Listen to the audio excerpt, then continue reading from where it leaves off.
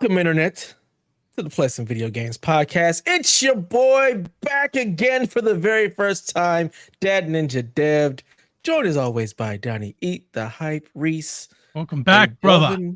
Mortal Kombat Cox. You didn't say that right. You got to say the whole thing like Batista did. Mortal Kombat! You got to do it the whole Pretty thing, good. man. It's coming out tomorrow, man. You got to be excited. You got to eat the hype. It's in his name. That's what Donnie's supposed to do. I'm not eating shit. All right. You just eat the depression. I had no idea it was coming out tomorrow or this week. Yes, tomorrow. Neither did I. Like I'm telling you, Mortal Kombat just feels like a thing that is happening in another universe. I don't know why it is, but like, look, we've done this every week for like 700 weeks. Mm-hmm. I know what a big highlight marquee video game release is supposed to look like, and I'm telling you, Mortal Kombat 1 doesn't feel like one.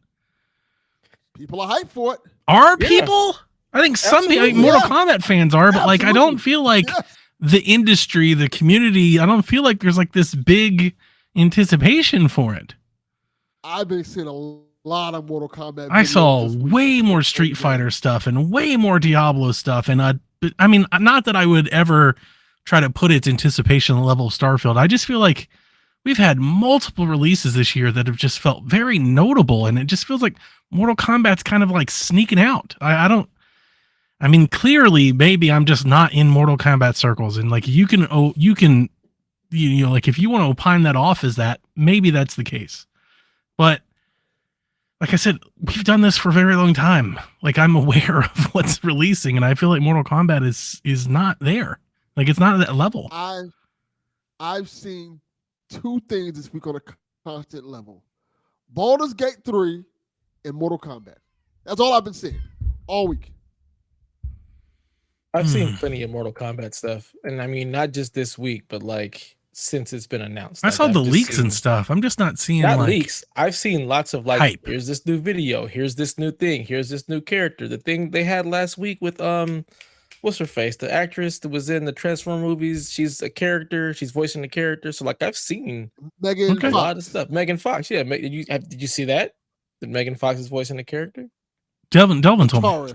Yeah. So, but you didn't see it. See, nobody told me. I just happened to see it on social media. Okay. So, maybe I'm just out on, maybe my algorithms aren't working. But I follow a lot of industry stuff, and like my industry things aren't really talking about Mortal Kombat. I've seen they are about Baldur's Gate. I've seen a lot of Baldur's Gate. Like I'm not into Baldur's Gate at all. You couldn't think of a less Donnie game, and I am seeing Baldur's Gate constantly. I've seen less Baldur's Gate than I have Mortal Kombat. Interesting. But hey, we'll see. I think at the end of the day, I'm not trying to prognosticate like any sort of doom. I think Mortal Kombat fans are committed, and I think they will show up for their favorite game. That's not what I'm trying to say at all. I'm just trying to say like the industry, like the conversation, the noise, the buzz, however you want to call it. I'm just not seeing a whole lot from Mortal Kombat. Yeah, I can't call it. I've seen a good amount. I see more buzz for the Nintendo Direct. I've seen absolutely nothing. A lot of that. The Nintendo Direct. I wouldn't even know the Nintendo Direct if it wasn't for it feels Kyle like coming into the PlayStation Discord. I think succinctly what I could say is I feel like a lot of things are overshadowing Mortal Kombat. And I feel like Mortal Kombat is a game that I would expect to have, and maybe this is more or less the incorrect part. I would expect Mortal Kombat to have like a Diablo type fervor, and that I'm not seeing. And that's just something I'm noticing. Maybe Mortal Kombat just doesn't go hard like that. I'm seeing that. So that's like, I'm seeing that level of fervor for Mortal Kombat, but I haven't seen a single thing about the Nintendo Direct. I really think it at this point, since it's literally just social media and it's all algorithm based at this point, if you're not tapped into an algorithm that wants to show you that stuff, you just don't. None of the industry podcasts, not that I listen to a lot of them, but the ones I listen to, none of them are talking about Mortal Kombat. Every single one that I've listened to is talking about Mortal Kombat. Well, I don't listen to any of them. I've just been seeing a lot of videos. I know, as I say, I only listen to like 3 of them, so that's not a great source, but yeah, same. They are usually pretty expansive and nothing. Weird. My industry podcast is PSVG. Yeah, mine I listen to Kind of Funny sometimes. I listened to XP this morning, Spawn on Me, which I laughed and about. both of them were talking about Mortal Kombat. So it was hilarious. They were what'd you call it? Mid pass. That was amazing. That was very good. And tip of the hat to you, Delvin. That was pretty incredible. I forgot I said that. That's the And I was so busy at work today, I didn't get a chance. I wanted to clip it and make a TikTok, and I didn't have time to do any of that. So sorry, but it was very good. One of your best moments. Thank you. Appreciate that. It's been a week. Man, has it? I have not rested none this week. Like every goddamn day I've been on the Delvin, podcast. turn your mic up. I can barely hear you. Yeah. I'll turn it up all the way. I don't know why y'all can't hear me. Turn my headphones up, Delvin. Yeah, like you. I'm gonna turn it up to the full blast. There you I'm go. still low. Good. And It's you on also gotta talk 200%. into that mic. You gotta. It's a My broadcast mouth is on the mic. Turn like your literally. gain down, turn your gain up. I am don't practically giving the mic a Don't blowjob. know. See, I just said don't say that. You didn't have to say it all. Fellatio in the mic, Dev. Me and this mic are practically in a relationship. Well, you're not doing a good job because we can barely hear you. Oh, that's what she said.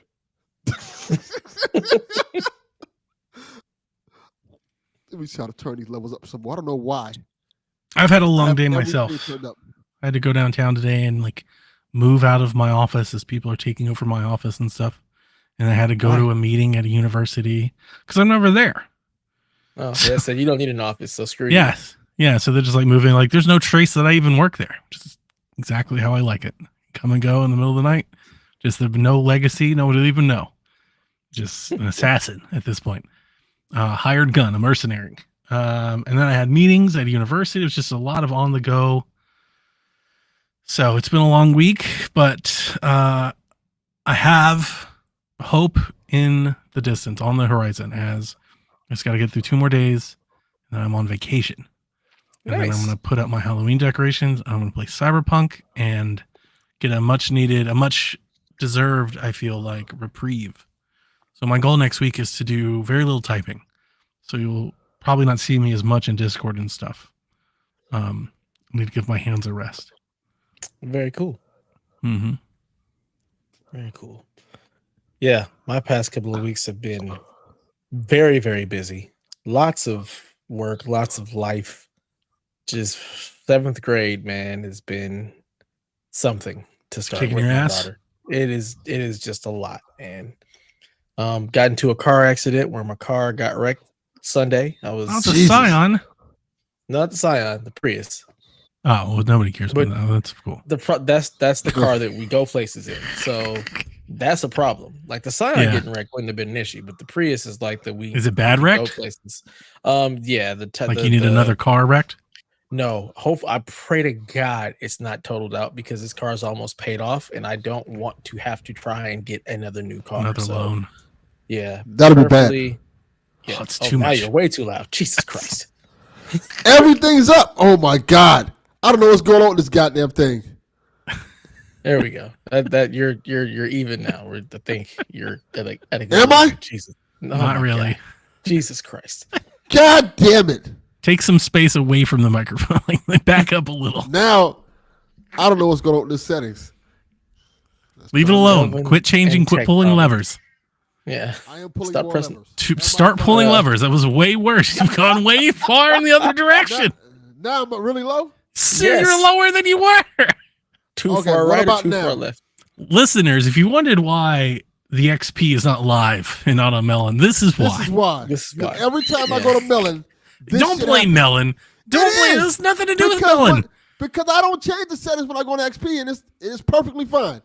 But when I come on this Is it? bullshit, yes, it is. Is it? Here it goes. Do y'all hear me now? I mean, we hear you. The You just fuck, sound like man? you're talking through a plastic bag. It's just, You sound better now.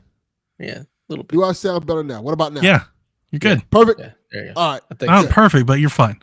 We'll make it work. Ah, Dios mío. Close enough. Close enough. Yeah. You're in the Fuck ballpark. But yes, much like Delvin's mic, my life right now is a fucking wreck. So Yeah. Yes. Yeah, it sounds right. Yeah. Get a Yeah. new microphone. yeah, I basically Yeah, It's not the mic. Starting. Maybe it is. You know what I'm gonna try? Hold on one second. Don't try anything. Nope. We got a show to do. Stop trying things. I'm right here. Don't worry. Oh my god. I don't know what's going on. Continue. Anyways, It looks like he's gonna be a minute. Yeah, my car is. It's gonna take 8 minutes to unravel the headphones. Look at this. Right. The worst part about the car is it's down in LA, so it happened in LA. So oh no. Go back and forth, and yeah. Luckily, I haven't had to go anywhere. It's at a shop, somebody that I actually know, so I can trust. Yeah, and just deal with them directly and deal with that. So just waiting for my claims adjuster to finalize all of that. Work has been hella busy. I've been nonstop interviews because I'm down people. So finally finished all my interviews, made my offers, and now they'll be in background for the next 45 to 90 days, depending on how long that shit takes. And work has just been busy, just nonstop. And then just the life front has been crazy. So like I'm single parenting today because my daughter, we decided she needs to go to like a youth group. So my wife decided to gather up all the gaggle of girl children in our neighborhood. And now they're all at youth group. So now it's me and Hudson here, and I got to deal with him and try to podcast and see how that works. Piece of cake, man. Put up some video games, some movies, some cereal. Piece of cake. Yeah. Just have at it. You got that. Yeah. Absolutely no cereal because he will be bouncing off the wall. That's okay. So you'll deal with it. It's another problem. It's a problem for another time. It's a problem for future dev. Through the door. Yes. It's a problem for future dev, not current dev. It's future dev's problem. Future dev will handle it. Yeah. So he's been diagnosed with ADHD. He has his meds that work while he's at school. As soon as he gets home, that dude is like all over the place. So we're just like, So me and my wife, to say the least, are just running on empty at this point. So sorry. That has been me. I have not played video games. I don't even know what they are at this point. You play Starfield? I played the beginning portion of Starfield the day that it came out, and I haven't touched it since. We need Starfield coverage. We are the worst video game podcast of the year. Entire community, the entire industry talking about Starfield for 3 weeks. We have nothing to say. I have zero desire to go back to it at this point. Except for me being like, absolutely not. Yeah, I'm good. I'm good. I made the mistake of joining a Madden league. I got to play a Madden game this week. No, that sounds terrible. Absolutely terrible. Madden's pretty good. It's good, but I don't want to play in a league. You got to like follow like rules and like play at a certain time. You just play once a week. That's not too bad. It's with a bunch of people I know. It's with like 6 people that I know. We're in a league. It's fine. But now I have to play. Stop playing Destiny on the Madden grind. No. Not a grind, because I'm going to play the one game and not do anything else. It's a franchise, but I'm not doing any of the Niners stuff. No. We're all like the worst teams in the league. I am the Jaguars. Well, at least you're not the Jets. Could be worse. I mean, in the video game, Aaron Rodgers ain't hurt. Well, he might be. He will be soon. They have live rosters. Yeah. Yeah, but we don't have to take the live rosters into our franchise. But yeah, we took the 2 worst conferences or worst divisions in each conference, and that's where we split everybody up. So we'll see how that goes. But other than that, yeah, I'm just out here lifing. So yeah. Delvin, how are you doing? Yeah, I can actually hear you now. You sound normal. I think it was the beats fucking up the mic or some shit. I don't know what the fuck. What? Because now you sound way better. Like the clarity is there. I think it was better. I think it was the beats. No, you said it was melon. It had to be melon. It had to be melon with the beats. Oh my god! Notice we have no problems with melon week to week ever. I host all sorts of shows on different channels and no problems ever. I don't know why, but melon doesn't like me for some reason. I don't know why. It's personal. Yes, it is. It is very personal between me and melon. It likes Dev, the Black Ranger, of course. It loves Donnie, the boss. When it comes to old sad Billy the Blue Ranger, it's like fuck him. You would be the White Ranger. He's the Black Ranger. Am I the White Ranger? Yes, you are the White Ranger. He'd be the Red Ranger. Yeah. I don't want to be the Red Ranger. Is that Jason? Yeah, that's Jason. Ugh, that's the worst. Jason? Yes. He was the leader, though, right? He was the leader. Yeah, I don't want to be the leader. You're the leader. I'm leading anything. Deal with it. I need to be the soloist. See, I'm Tommy. I'm the outcast. Yeah, no. Call me if you need me, guys. No, that doesn't work at all. Got to do my own thing, like off on the periphery. That doesn't work at all. You're the one Not always even a little here. bit. You're the Ugh. leader, dependable. You have to be here. Ugh. Yep. You keep the lights on. Dev, Delvin. the Black Ranger, second in command. Basically. That's how that works. Plus, he's black, so that works. 2 for 2, baby. It's You keep racist. saying like you're not black. I don't understand. Yeah, What right. the fuck? Is Florida black different than California That's what black? Rebecca does Yes, to it me on is. Shaq these days. Whenever I say something controversial, and she's like, "It's because you're a white male." I'm like, "You are also white. Yes. It's not Like, just did you me." forget? Did you no, forget? but she's not male. Apparently, yeah, that's the free card. Like, oh shit. Apologize. Oh man,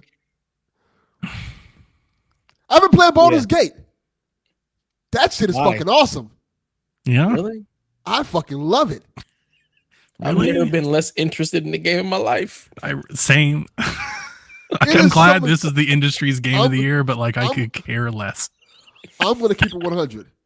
It is one of the nerdiest fucking games I've ever played in my life. Of course it is. Yeah, I You're think literally that's like playing mission accomplished. Tabletop D&D. You're rolling Yeah. dice for everything you do.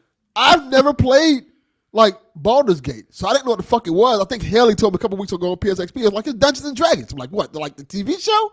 She's like, no, like the actual board game. TV show. The TV show? That's what you thought when she said that? The Yes. TV show? Because I love the 80s cartoon show. It's fucking awesome. So I'm like, yeah, I'm like the TV. Like, so I said, you know what? Let me check it out. And I've been seeing, you know what? I think it's the power of the internet.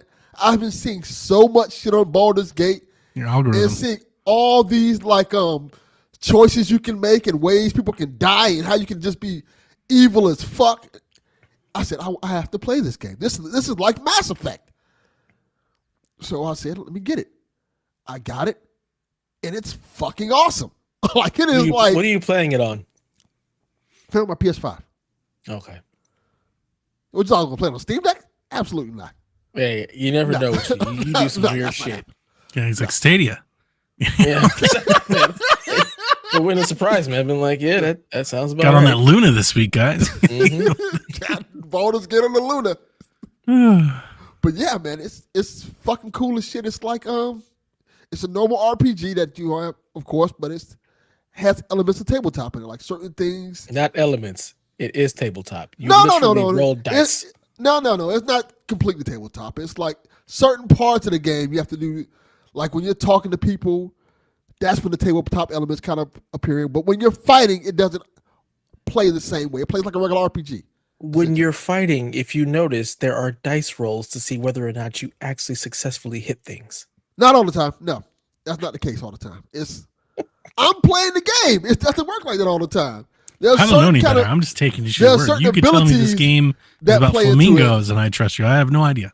Yeah, there are certain abilities that happen when you play that make it work, but it's very complex. Certain things you could do. It's a lot of fun, incredibly fun. You I mean, it's kinda got to just- be. It's got like what 1 million active concurrent players on Steam and stuff. It's like it feels like the Yeah. biggest game ever that I have not wanted to even attempt.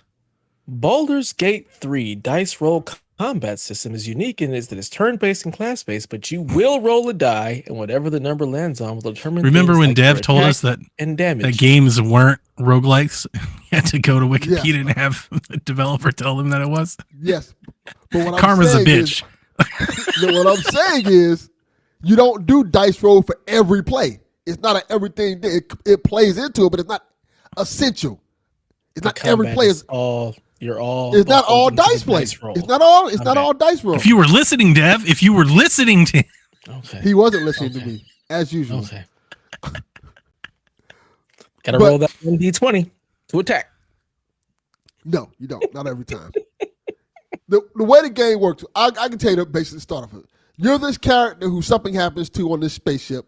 You get off the spaceship and you meet up with other characters that this thing happened to. And you have 2 Starfield. days to essentially, yeah. You have 2 days to find the cure for what fucked up thing happened to you, or all of you gonna die.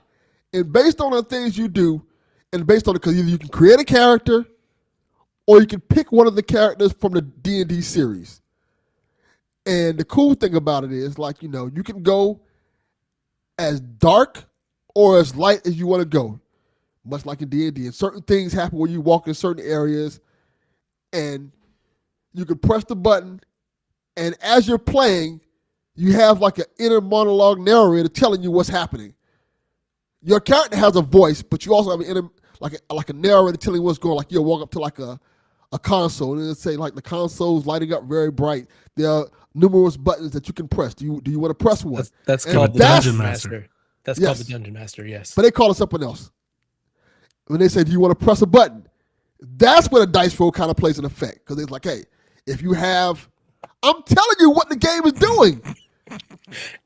Everything is basically a dice roll. Even when you attack, there's something happening in the background that's rolling a dice. And that's going to determine whether you hit or But miss. it's not you physically rolling the dice. It's not making you I'm roll not, the dice. No. I'm not saying you are physically rolling dice, but But that's every what I'm button saying. you press is a dice roll.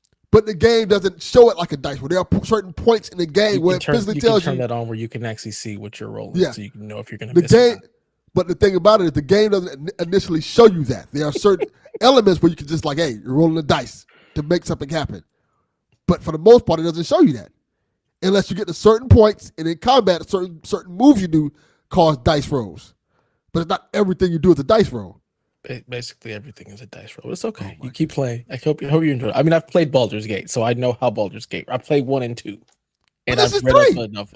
I know, and I've read up enough on 3 to know my that it's just more Dungeons and Dragons. Gotta roll Keeping your up with our 1d20. worst podcasts on the internet. Now we're just like arguing over should- Baldur's should go Gate grab my- semantics. Go grab my dice. I got dice in the back. Oh, Anyway, anyway, you're having fun. the game is fun. A lot of choices, a lot of different characters you can choose. A lot of characters you can just fucking miss and don't ever see. A lot of choices to make. If you want to fuck up a world and just become as dark and brutal as you want to, much like the Witcher. The Witcher had like, sometimes there are points where there is no good choice to make. It's either fucked up or more fucked up. And I kind of dig that. I kind of dig that you're in this world full of grays. And you can try to be the brightness in this dark world, and you can kind of just be the worst of it. Like, you can start off killing kids. Like, holy crap, we're getting dark. Like, no, we're right there. Kill. You like pretty cool. you like player agency. Yes. Yeah. Every So are you choice going feels like around it being the matters. White Knight? Because I feel Of like course. you lean totally like just cosmically good. Yes. Yeah, Oh my god! I am so that fucking guy. Boring. he plays Captain America. Yes. Yeah. I want to make I love you everybody sitting my here. friend. They put you in this gray on gray world, and I love the minutia in player agency. And he's like, I pick the number one novel choice every time. But see, I am the hero. I like the fact that because I play like that, there are consequences to that. Because Yeah, you don't get to do any of the fun stuff no, or meet that's the not what I'm fun talking about. characters. There I are know what you're certain talking about. characters. That's why he likes Telltale games. They punish Yeah. you for being good. Yes, exactly. There are certain characters who will not like you, who will fall out with you, who don't agree with you because of your choices. It's not like, if you're just this superbly good guy, people are just gonna fall in line and like you and follow your allegiance. Some people are like, fuck off. I want to follow you, and they're gonna become enemies of yours. Yeah, that's And I think- that's normal. That's real life. The good guys. I know, but always, but in video games that doesn't always happen. If you're the pristine super good guy, even people who are dicks usually follow behind you. They're like, all right, I guess we're just gonna follow your lead. damn, you need to play more Baldur's Gate games because I just said I don't play Baldur's Gate. This is my first one. More. Got to get deep into it. Just go play the first and the second one too. Just fuck it all the way. And get him on Switch. No. On Yeah, Steam get 'em on Deck. Switch. Yeah, absolutely. I will play this one. I'll Take it with you this, everywhere. And my 119 hours of Tears of the Kingdom is good enough for me for now. Jesus Christ! You finish that's it? A lot of hours. No, not yet. 119 hours, and I'm still. He's like, never going back. He's lost to the sauce of. I was Baldur's playing Gate. that too. I was playing Tears of the Kingdom as well. I was starting to get that Nice. fourth dungeon out the way. So Yeah, I'm Dev, you didn't working on notice. that. New Shack member, Delvin Cox, Apparently so. and then Tears of the Kingdom. I keep trying to leave. New? Keep bringing me back. I thought this was been established. He's a main staple now. Delvin so. Shax is Cox. hmm Next time we get one of those brand shows, he'll be awarded a Nintendo.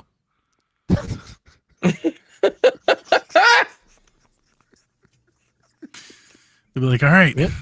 Dev's PlayStation, Donnie's Xbox, and Delvin the Nintendo guru. Mm-hmm. Oh my god!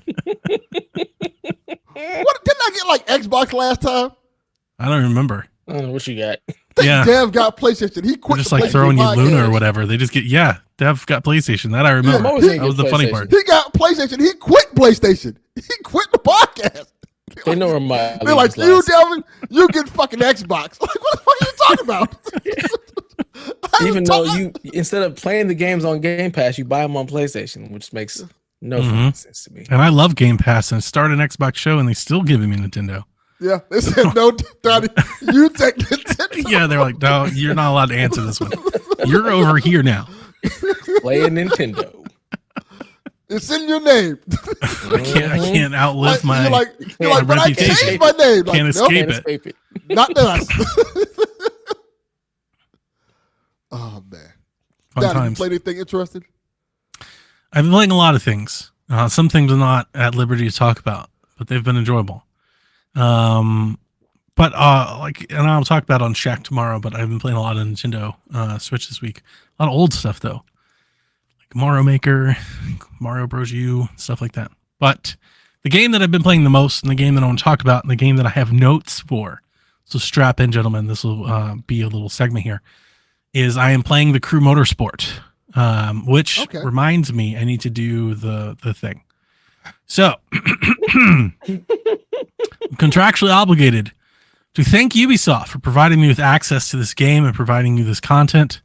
I have partnered with Ubisoft for this content to bring you my impressions. Hashtag ad. Hashtag ad, hashtag Ubisoft partner. We've put in all of the nomenclature and the legalities. I am playing the Crew Motorfest. I've been playing it for the past couple days since servers went live, and I have a lot to say on it. I did take notes as I was playing to kind of wrap up a little, early impressions review, if you will. I never really know how to do these things because typically, in my true fashion, I don't have a script. I more or less have a bullet point of thoughts. So I like to kind of have a long form discussion, but a lot of times when I do these things, I feel like I can talk for a long time. So I typically like to start by asking if you two have any questions about the Crew Motorfest that I can answer first before I start rattling off. I say rattle off, and I'll give you questions as you go. Okay, yeah, Yeah, interrupt I have me. questions. Don't feel like interrupt me if you have something you want to ask. Okay. So right off the bat, the first thing I wrote down is that it's so obviously Horizon inspired. And personally, I appreciate that, but we got to address the elephant in the room. I guarantee you there won't be a review written about this game that doesn't mention Forza Horizon. They're very similar. We've known this since they showed the game, and you just kind of have to address it. And I've already seen some commentary, and I have a friend of mine actually, and I'm going to use him as to be a foil, who told me that he wasn't going to get the game because they were copying Horizon, which I found was an interesting take to have. He was like, well, I'm not going to get that. It's like they're just doing what Horizon does. Well, let me ask you a question then. Visually, does it look like Horizon? Does it stand up in terms of graphic? Visually, it's nice. It's not as good. Okay. It's not as nice visually as Horizon. I think they have the secrets in the details. Visually, it's very nice. This is a very nice lighting engine. At times, there are moments where you want to take a screenshot and show the game off because it looks really pretty. But when you really start delving into the rotors and the caliper and the interior, and there's an extra level of polish that Forza has that this game doesn't have. It's, again, for people that aren't that into it, I don't know if they'd notice. But if you were an avid player of both or just of car games, I think it's noticeable. It's noticeably, just slightly not as good. Another question. So I don't forget about it. Does this game have licensed cars? 'Cause I don't Yeah, ever play no, Crew. it does. It's got a bunch of them. Yep, you'll be Okay, playing as that's all. Plymouths and Dodge and Lamborghinis and Ferraris and all that good stuff. But I want to address again just the kind of the clone, because I like games that do that, and I don't think this should come as a surprise. And I was surprised to hear my friend say that because I feel like this is something the industry does. We have GTA likes, we have Assassin's Creed likes, we talk about similar games all the time. I feel like that's just video games. It's been video games since like the inception of video games. When something becomes popular and profitable, of course, copycats and people will take, and like, just honestly, the industry is just that. Right? Like we had Pong and we had a bunch of Pong likes and we had asteroids and we had a bunch of asteroid likes. And then Nintendo was like, check out this side scrolling thing we did. And then we got a bunch of side scrollers. Like it's just kind of how this medium moves forward. And I in particular would welcome somebody looking at Forza Horizon and being like, that's a really great concept. Let's take that and do something with it. Because like one, Forza Horizon is only on Xbox and PC. There's a whole gigantic console space that doesn't have access to it. So one, there's a market. But two, the other thing I was thinking about it, if you really like Horizon, and I think a common thing that is said in Xbox land is, people will tell you that they're either Horizon or Motorsport fans, right? Because they're two very different games. If you're a Horizon fan, I think you should be welcoming like more Horizon. Like if you really like Horizon, like what's wrong with having more of it? What's wrong with getting another one instead of having to wait however long until Forza Horizon 6 or the extra expansion for Forza Horizon 5 or whatever. So I think this is ultimately I do think it's a good game.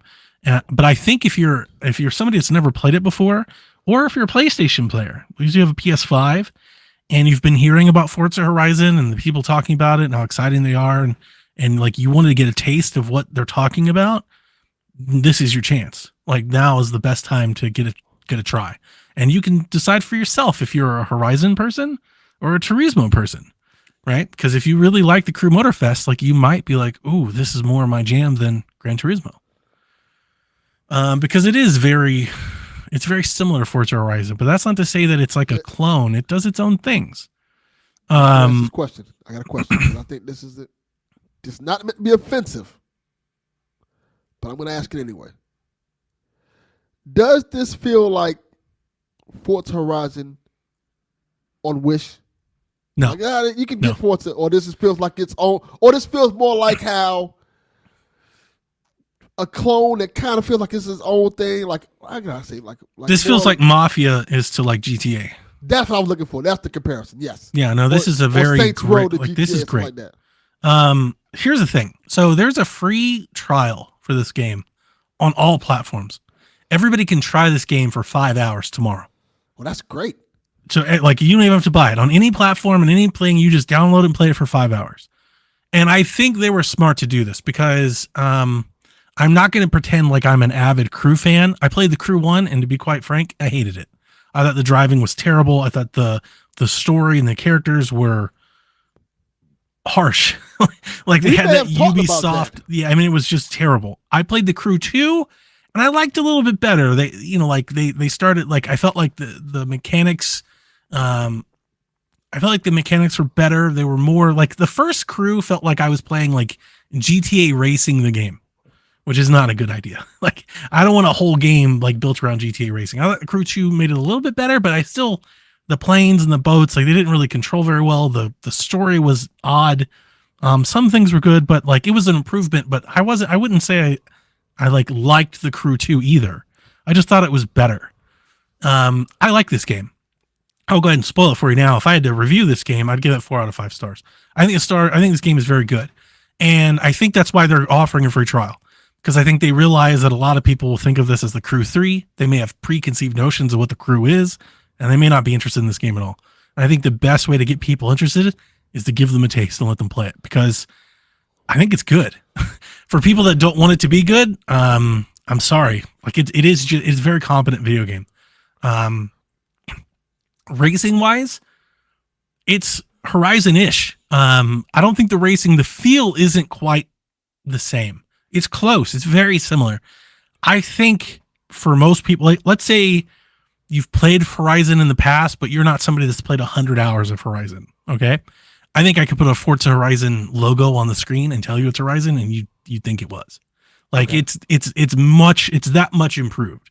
Now, I will tell you, as somebody who plays a lot of Forza Horizon, you can feel a difference from car to car and environment to environment. And I don't feel quite the same with Motorfest, with Motorfest, I do feel a huge difference on different landscapes, right? If you take a street car to the beach or sand or mud, you definitely feel that. But on the street between different cars, do I feel a huge difference outside of one's faster than the other? Not really. It's more of an arcadier game, which I think makes it slightly more appealing to a casual audience.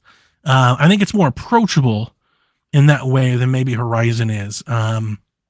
Even the upgrade system, there is a section where you can do like some light balancing, but for the most part, the upgrade section is like, I want to call it like Destiny-ish, like the color coded upgrades. Like you have like exhaust or tires or spoiler or brakes, and it's like here's the gold version, the green version, the purple version, right? And you just kind of slot in cards as you earn them to make your car faster. It's like a power level. It's not really like go in and do all the balance on all the axles and all the different things and ground force, and that's not that deep. So I think it's a little bit more casual. So let me ask this then. So essentially, you can pick any car you want, and it's going to kind of drive the same? I wouldn't say drive the same. I just don't think there's as outside of pure speed, right? Obviously, some cars are faster than others.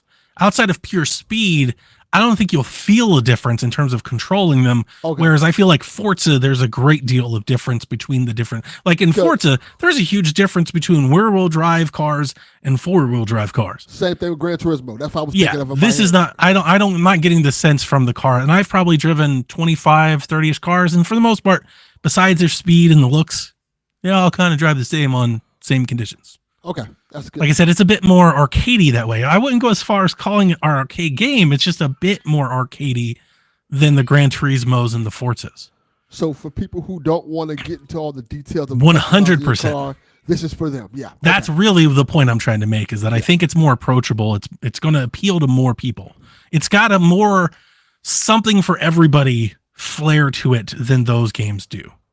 I don't think those games appeal, and I think we see it, right? Horizon comes out, gets 10s across the board, and what do we usually hear from pundits? Well, I don't like car games, I don't do that, I'm not into this, right?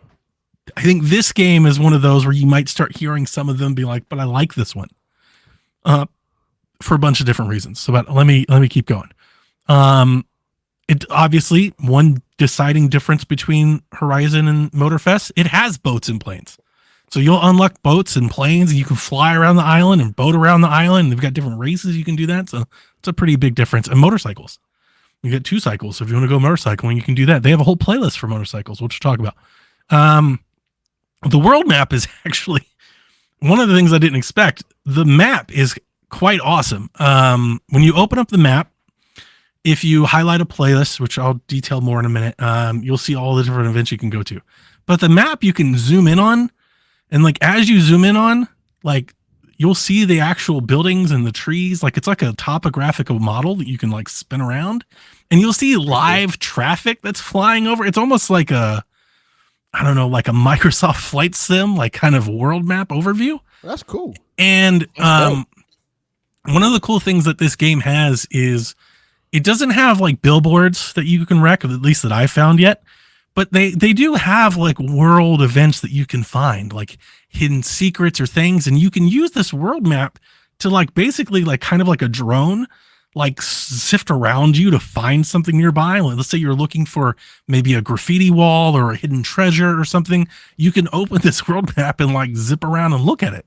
And like check your surroundings. It might be on top of a building or under a building or under a bypass or something. It's just neat. I wrote this down and I really believe it. I said, this feels like Ubisoft taking the Forza Horizon template, but applying it to their servicing model.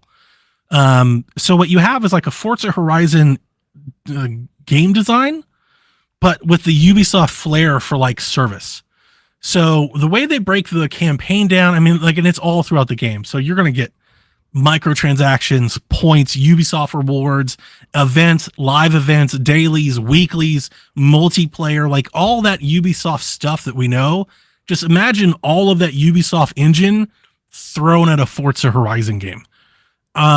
There's not a campaign. It's not like a linear campaign, like a story mode. What they do is they have a collection of playlists that they've designed, and they all have themes.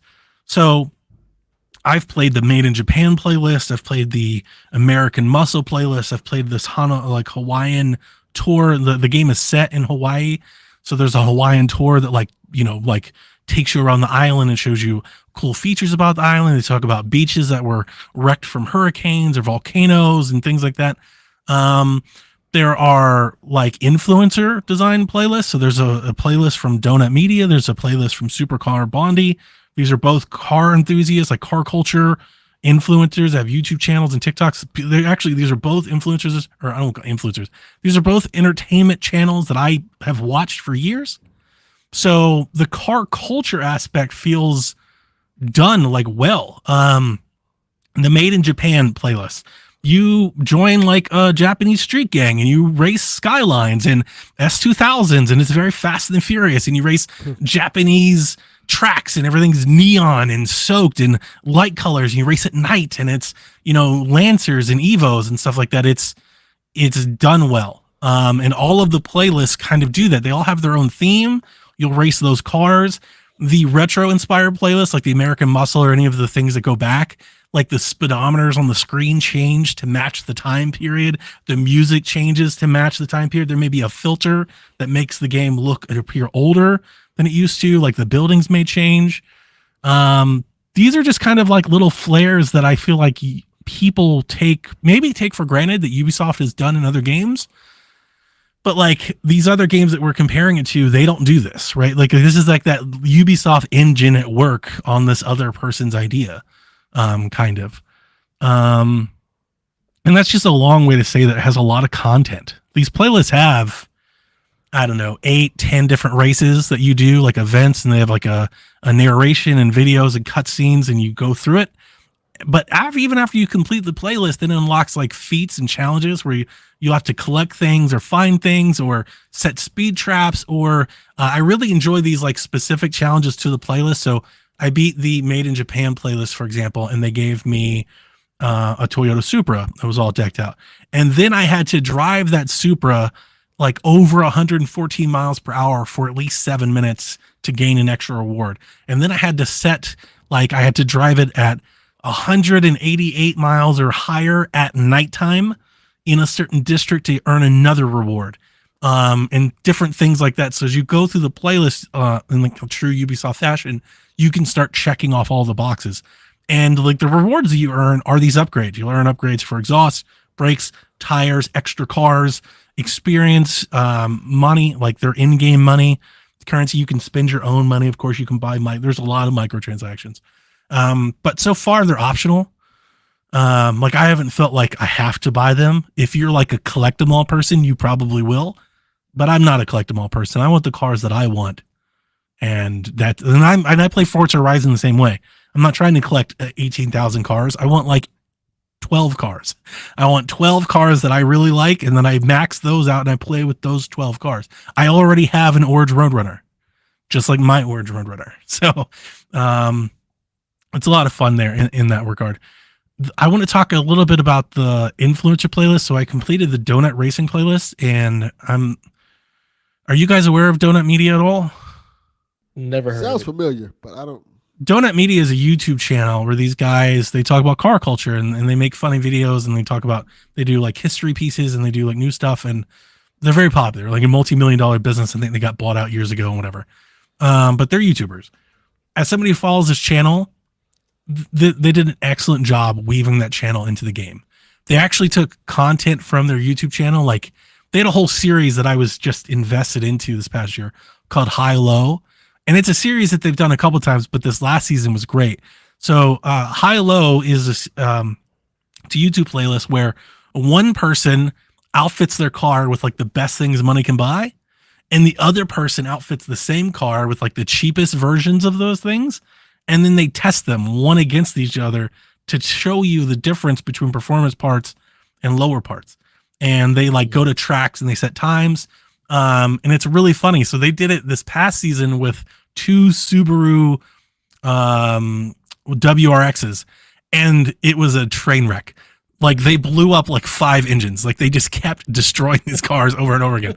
But they would replace they would replace like the suspension. They would put like great suspension on one and then a cheap suspension on one, and then they test it and they show you the difference. And then they do tires, and then they do turbochargers and stuff like that. That was woven into the playlist. You actually got to play as High Car and as like somebody whose rate has like that mattered to me. So, and the reason I bring this up is there was Donut Media content in Horizon 5 that was atrocious. Like it was bland and boring and uneventful, and it just felt like video game filler.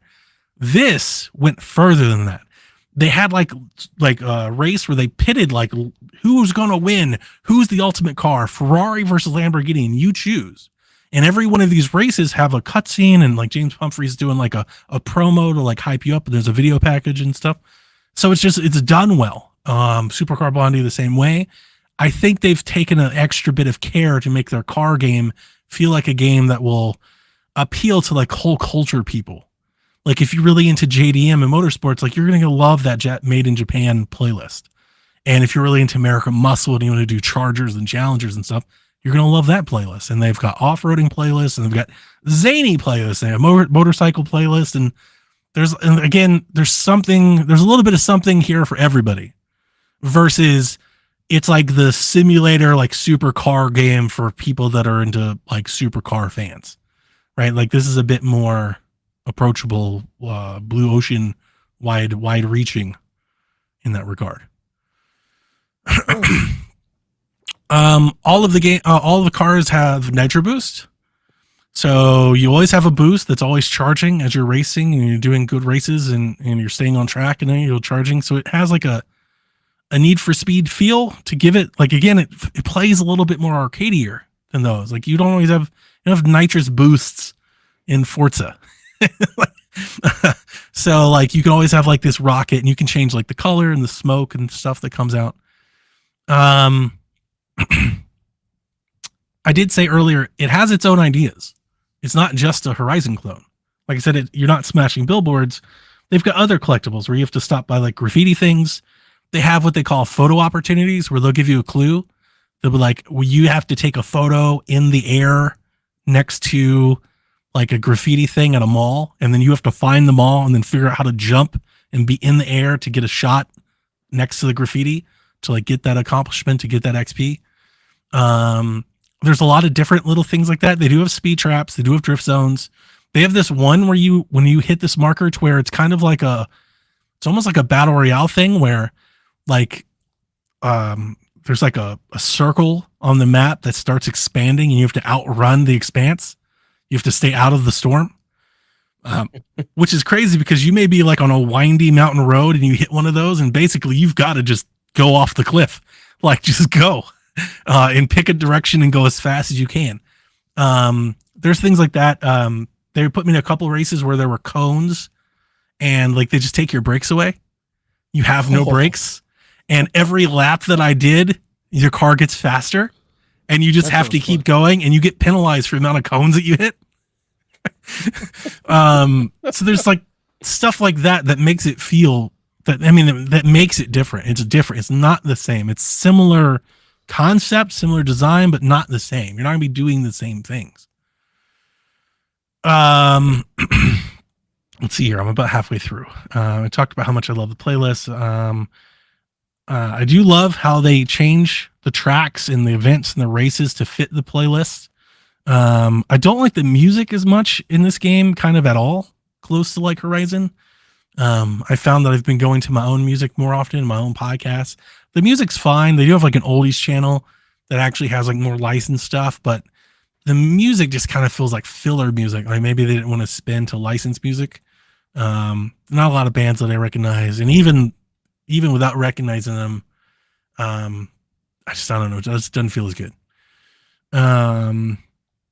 Let's see here. I'm doing podium statues, drifts, donut, retro stuff. A dumb thing, but it was something that as I'm playing it, I'm just kind of writing down thoughts.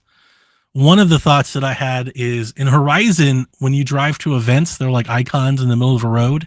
And you have to drive to it and like pull up to it and kind of stop for like the event to take place to give you the option. Like if you just drive through it, you'll just keep driving, right? You'll miss it. In this game, they don't have that. They have like these pedestals, like these little statues, and you just drive in and hit it. So you'd be going 1,000 miles an hour and you hit it and it just takes you into the mission.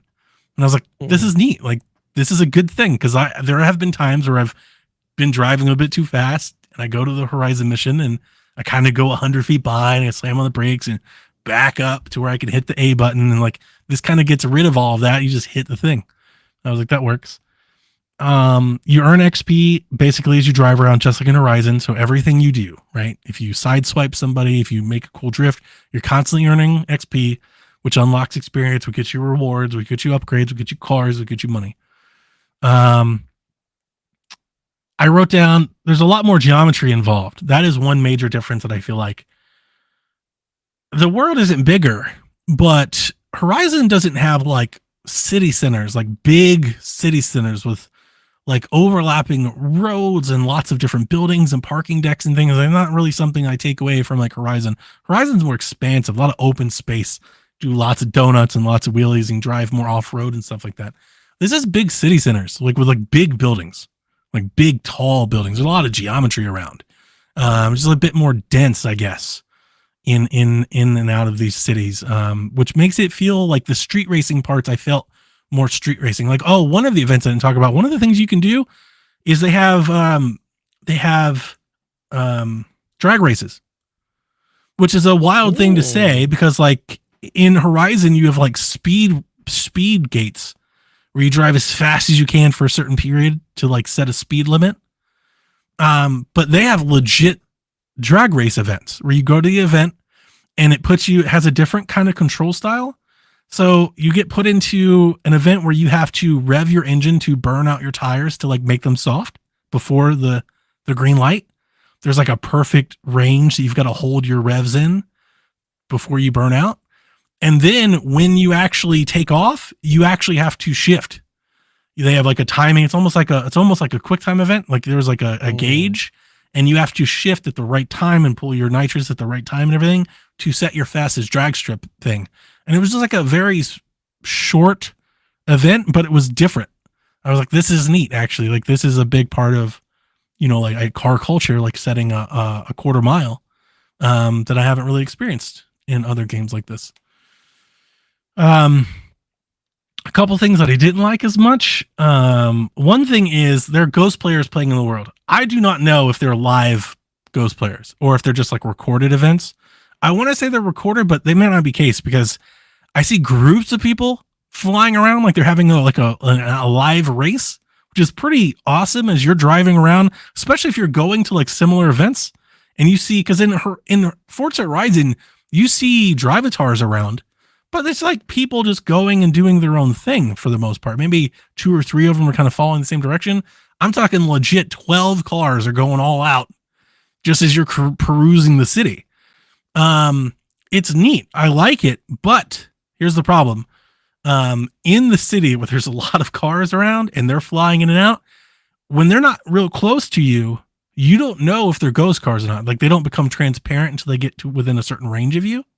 So if you're driving really fast and they're driving really fast and there's also AI vehicles on the road, the ghost players pass right through you, but the AI players don't. When you hit them, like Need for Speed. So there's been multiple times where I've just hit somebody thinking that they were a ghost player because I really had no idea. It was too late to react when I figured out that they weren't. And I was like, I wonder if they've thought this through all the way. It's not that big of a deal. It's just, it is something that I noticed. Let's see here. I got through this, I got through that, got through all of these. Once you complete a certain amount of playlists, you unlock what they call the main stage. And this is like your dailies and weekly events. This is your multiplayer section. So they've got multiplayer. They've got, what is it called? The Summit, the Grand Races. There's a custom one. And event, like you take place in challenges like setting the high speed, setting the biggest jump, doing the fastest race, doing a circuit of races. And when you do those, you earn more XP and you earn more cash. It's a faster way of doing it. You play online. One of the ones that I played, because I don't really do a whole lot of multiplayer stuff and I never have, but they have one that's called Demolition Royale, which is a battle royale for Demolition Derby. And when I mean battle royale, I mean, that is cool. They drop you in an arena. You race around and hit each other, and then when the lobby fills up, you get put into a plane over the map, and you race to the ground where you drop in as a car like Fortnite, and you run around smashing each other. That's and cool. scattered amongst the map are upgrades. So you may find rally tires if you're in like a mud place, or you may find a booster or an engine thing, whatever, and you pick these things up to become stronger as you smash into each other to knock them out. I played 2 rounds of it. I had a lot of fun. I also tried to play a couple more times, and like we couldn't find lobbies. So, you know, I don't know. It is early access right now. I don't know. Maybe like when it comes online, maybe it fills out a little bit more. But I think it might be going a little underreported that this thing has like its own battle royale mode in it that I could honestly see being its own game. Like they could have just spun this off and made it some free to play thing. But it's pretty fun.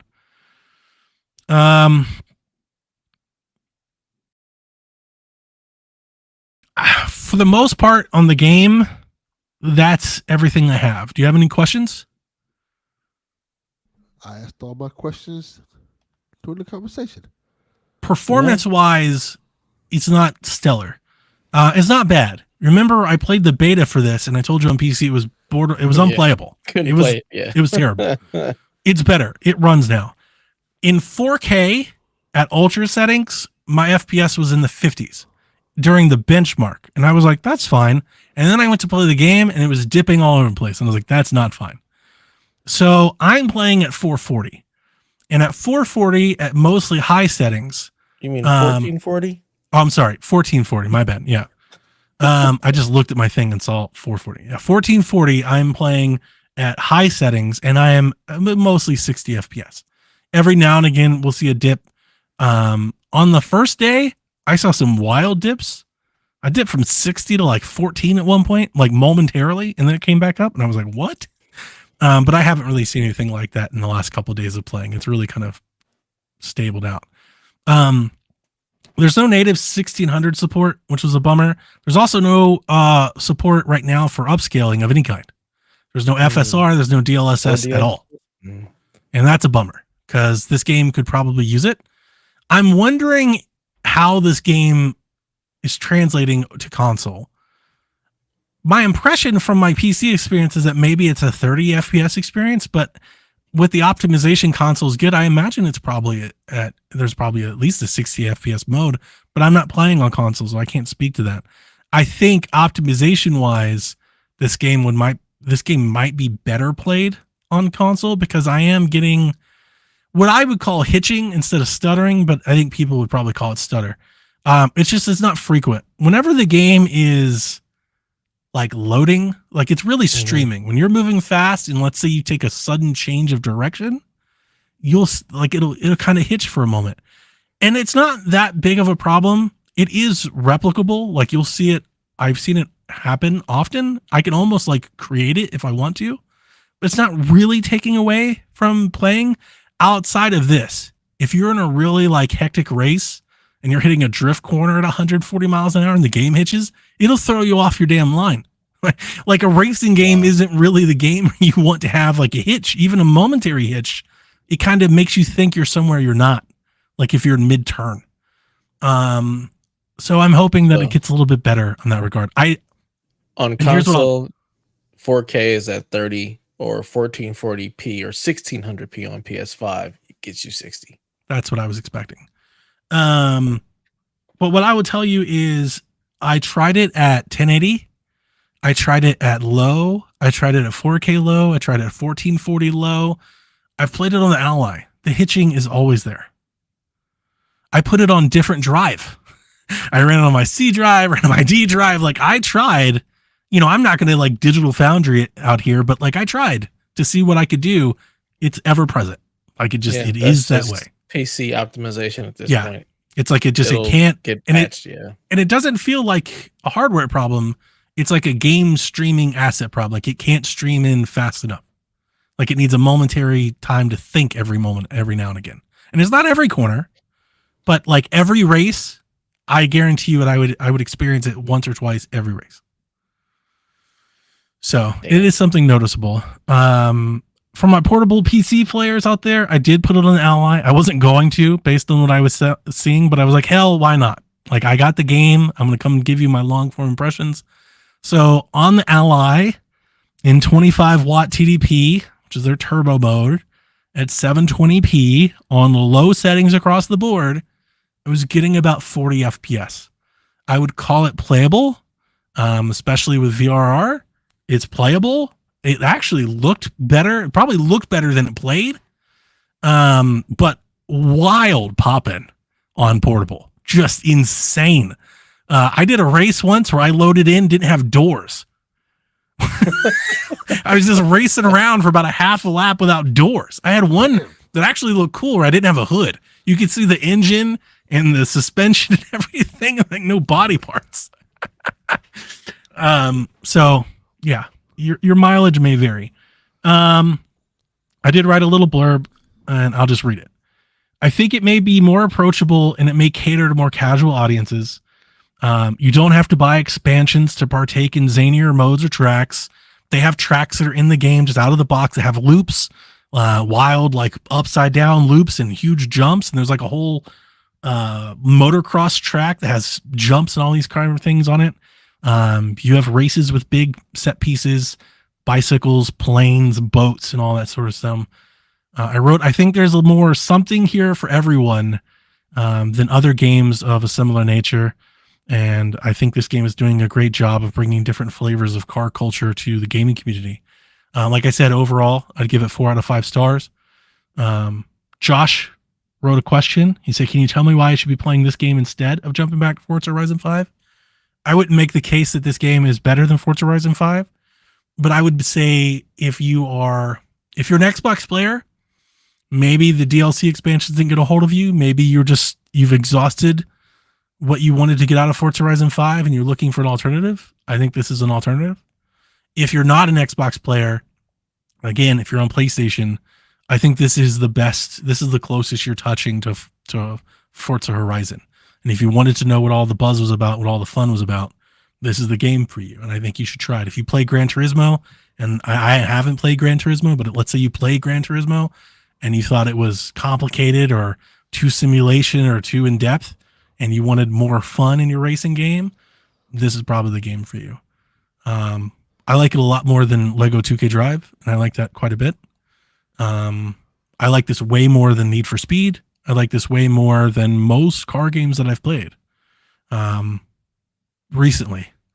I didn't like last year's Need for Speed game a whole lot, but this is better than most. I'm having a fun time with it. And honestly, I'm quite surprised. It might be one of my favorite games this year. Nice. That's high praise. I could look at it. It's easily top 10. I haven't rated it yet. I'm going to keep playing it, but like right now, it's easily one of my top 10 favorite games this year. So I'm digging Very it. cool. Yeah. So again, thank you, Ubisoft, for providing me the opportunity to play it. Thanks, Ubisoft. Great guys over there. Yeah. Well, now that that's out of the way, Donnie, let's get into the news. So I've got 2 TikToks for us tonight since Dev has been missing in action lately. My first one, I have to ask you a precursor. What's your favorite color? Red. Blue. Mine's purple. Here you go. Like, who reps their favorite color harder than purple people? I mean, I'll tell you who. Black people. Dang it. I thought you guys are going to enjoy out of that one. And then this one's more, I think, our style. But is it against the law, though? Seatbelt sign. But is it against the law? Seatbelt sign is on. But is it against the law? Seatbelt sign. But is it against the law? It's on. Law. Seatbelt sign is on. Legal. Seatbelt sign is on. Lawful. Seatbelt sign.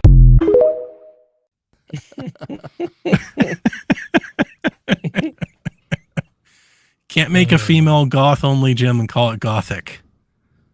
It's a great idea. It is. I love it. Yeah. All right, let's get into the news. I need a drink. So, Dav, you want to read the first one for me? Sure, yeah. E3 and the ESA and ReedPop have parted ways, and there will be no E3 in 2024.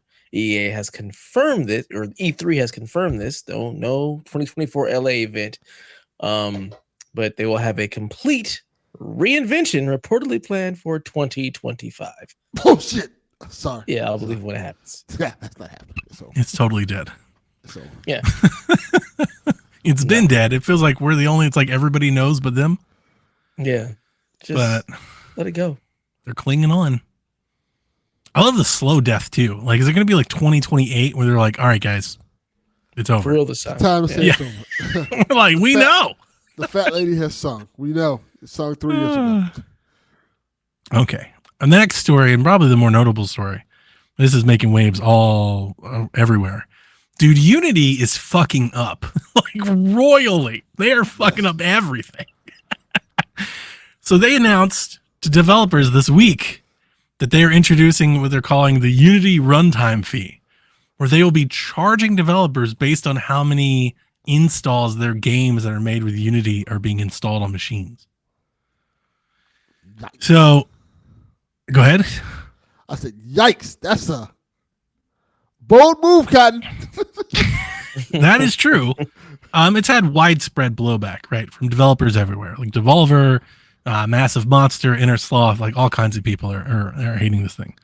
Necrosoft director Brandon Sheffield, who he works made the game Vampire Survivors, made a blog that is called Death of Unity, where he says the following.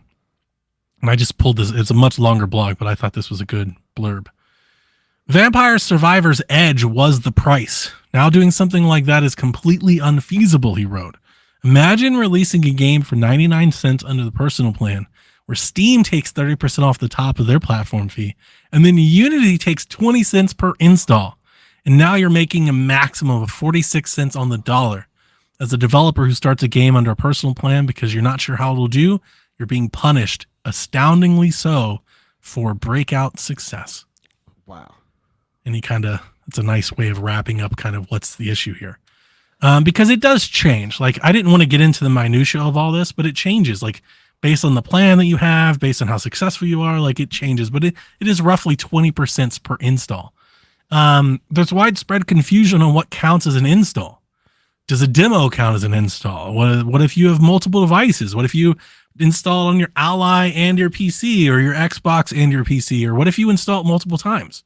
Like, what if I install it now and play it and I turn it off, and then a year from now I want to play it again? Unity came out and said they would only count the first install, like your license. But if you installed it on multiple devices, that would be multiple installs. You would also be charged for those. Yeah. And then Why are you charging me per install instead of just per purchase? Like, what kind of nonsense? The interesting one for me is that they told developers that whoever owns the license will be the one taking these charges. So that means Game Pass, PlayStation Plus, Luna, any subscription service where a game is made of Unity is included on subscription service, they're going to charge Xbox for all of those installs. So not only do you have to make a deal to put the game on Game Pass, now they're writing a check to Phil Spencer being like, you owe us X amount of dollars for this amount of installs on Game Pass. I didn't write this down, but one thing that I was reading about is that they're also not being forthright with how they know how many installs are being done. Right. And how they know that installs are being done across, like, difference between like a demo or a charity key versus a purchase versus a subscription. I think it's like a runtime event in the log, but like how they're pulling this. And they also, there was also some discussion of like, they're not disclosing that either. So they're going to tell you how many games you have been installed, how many times your game has been installed, but not show you the data. That is suspect. Isn't it? Like, it's like, you owe us this amount of money. It's like, well, show me the computer. It's like, well, we're not No. going to do that. No, that's not happening. What a racket. To make matters worse, CEO John Riccitello shifted 2,000 shares of Unity last week, making more than and that adds in his total of more than 50,000 shares he's offloaded this year. But he's not alone. Board members collectively sold millions worth of shares since September 1st. Ooh. did give away. this Wow. This is looking funny in the light, baby. Yeah. So when I tell you Unity is fucking everything up, I mean, they are fucking everything up. And we should care. A lot of indie developers use Unity. It's one of the easiest dev tools. A lot of just like mobile games, especially Switch games, indie games in general, use Unity. Cult of the Lamb is a Unity game. Like, this is a big problem. I expect that they will. They'll retract. They're going to turn back from this. What's the end game? Is it we're gonna make this ridiculous thing so we can actually get to where we want to get to, which is probably somewhere in the middle, or is it like we want to find a way to kill off having to even deal with Unity and support it in any way? If you've got everybody selling shares of the stuff, like, well, I don't think they're going to kill it off, but I mean, generally, like, what's the end game? I think what they're trying. I mean, part of me gets it. What they're trying to do is get more. What they feel more deserving of a bigger piece of the pie. Here they've made an awesome engine that's very friendly to new developers, and they're seeing these people go off and have, like in Vampire Survivor's case, widespread success. And they're like, we should probably make a little bit more of that. But I think you need, and what I think we've always said with Unreal and all these tools, is you need a scaling model. As games get more profitable, you deserve a bigger cut of the pie. Like, you still want to have that intro level for new developers and people to take chances, but at the same time, if somebody makes a game that makes $200 million, like, you need a little bit more than whatever it costs for them to use the development kit, I think. I think that's reasonable. So. I don't, because I'm not going to pay more for my screwdriver because it helped me make something amazing. I pay you. You don't license the screwdriver. You bought the screwdriver. That's the difference. You were like they are constantly improving Unity. They're adding new assets to it. Like, That's it's fine. a growing software. So then what's my subscription cost? I should just be paying the subscription cost. I shouldn't have to give you more money based on my thing being successful. Like, I think that's nonsense. Well, I don't think that applies. Like, that software as a service subscription fee doesn't apply to people that then license products made from that toolkit to other things. I don't think. It's all above my pay grade, so. And it's above mine too. I mean, I think Unreal has a similar thing. Like, if you get very successful, they get a little bit more than people that just use Unreal at like the base level. So I get it. When you're talking millions versus pennies, like, there's difference. I'm not saying that they deserve, X amount. I don't know what that number is, but I think you could say that. I don't think they deserve nothing. You didn't make the game. You made the engine, and I'm paying you your fees for your engine. That's all you get. I kind of feel the same way, because in music, if you use Fruity Loops or Pro Tools to make the song, you don't have to go back to Fruity Loops and pay them more money because you made a hit. No, I mean, I think what you're saying is a very clear and concise way of breaking it down. I just don't think in this industry that's how anybody's really looking at it. Yeah. They should be. Fuck you, Unity. No, I mean, I think you might be right there in that regard. I mean, there is something here of Unity just wanting to make more money. Like, they're not good enough with being worth millions as it is. They need to be worth more millions. And that's being greedy, man. The constant The drive way. of capitalism and what we see. And I'll tell you, the CEO has had some wild things. Like, when he was the CEO of, was it EA? He wasn't the CEO, but when he worked at EA, I think it was EA. The Richatello guy, he's been there before. He was like all about the loot boxes and shit. And he was like the guy that has like that quote going around that he wanted to charge you for like reloading in Battlefield. My God. So, like, I'm not surprised that he came to Unity and was like, we can make more money. I'm not saying I like it, but I think there's probably some middle ground. I'm not telling you that you deserve X amount of somebody's millions, but I think, and I do think Unity is a special case, because when I've talked to developers that use Unity, they talk about how easy it is to use, right? Like, they couldn't build their own engine to do anything like it. There's a reason that so many indie developers get to start in Unity. So I think there may be something to be like, hey, if you want to use the system, we're going to give you like this really cheap intro. We're going to let everybody use it for like, I don't know, $100, $1,000, whatever it costs. But if you make it big, right, and your game makes $1 million, like, we want like 2%. I think it's okay. Nope.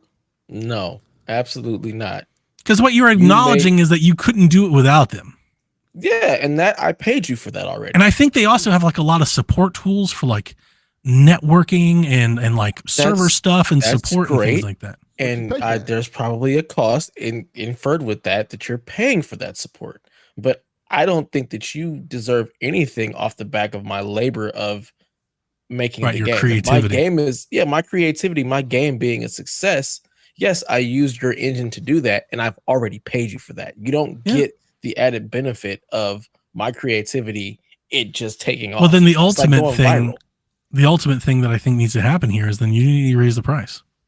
That's fine too. Yeah, Right. there you Like go. that's and I think that's what they're trying to like circumvent is Yeah. like they still want to have like the low end, but they want to make more money at the high end. And it's like the middle ground or like to Dev's point, if you wanted to be like that cut and clear about it, is then you just raise the license fee. You make it more expensive to use Unity. Yep.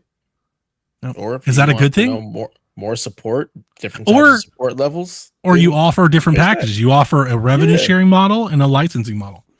There you go. Yeah, there you go. It's better than what they're trying to do now.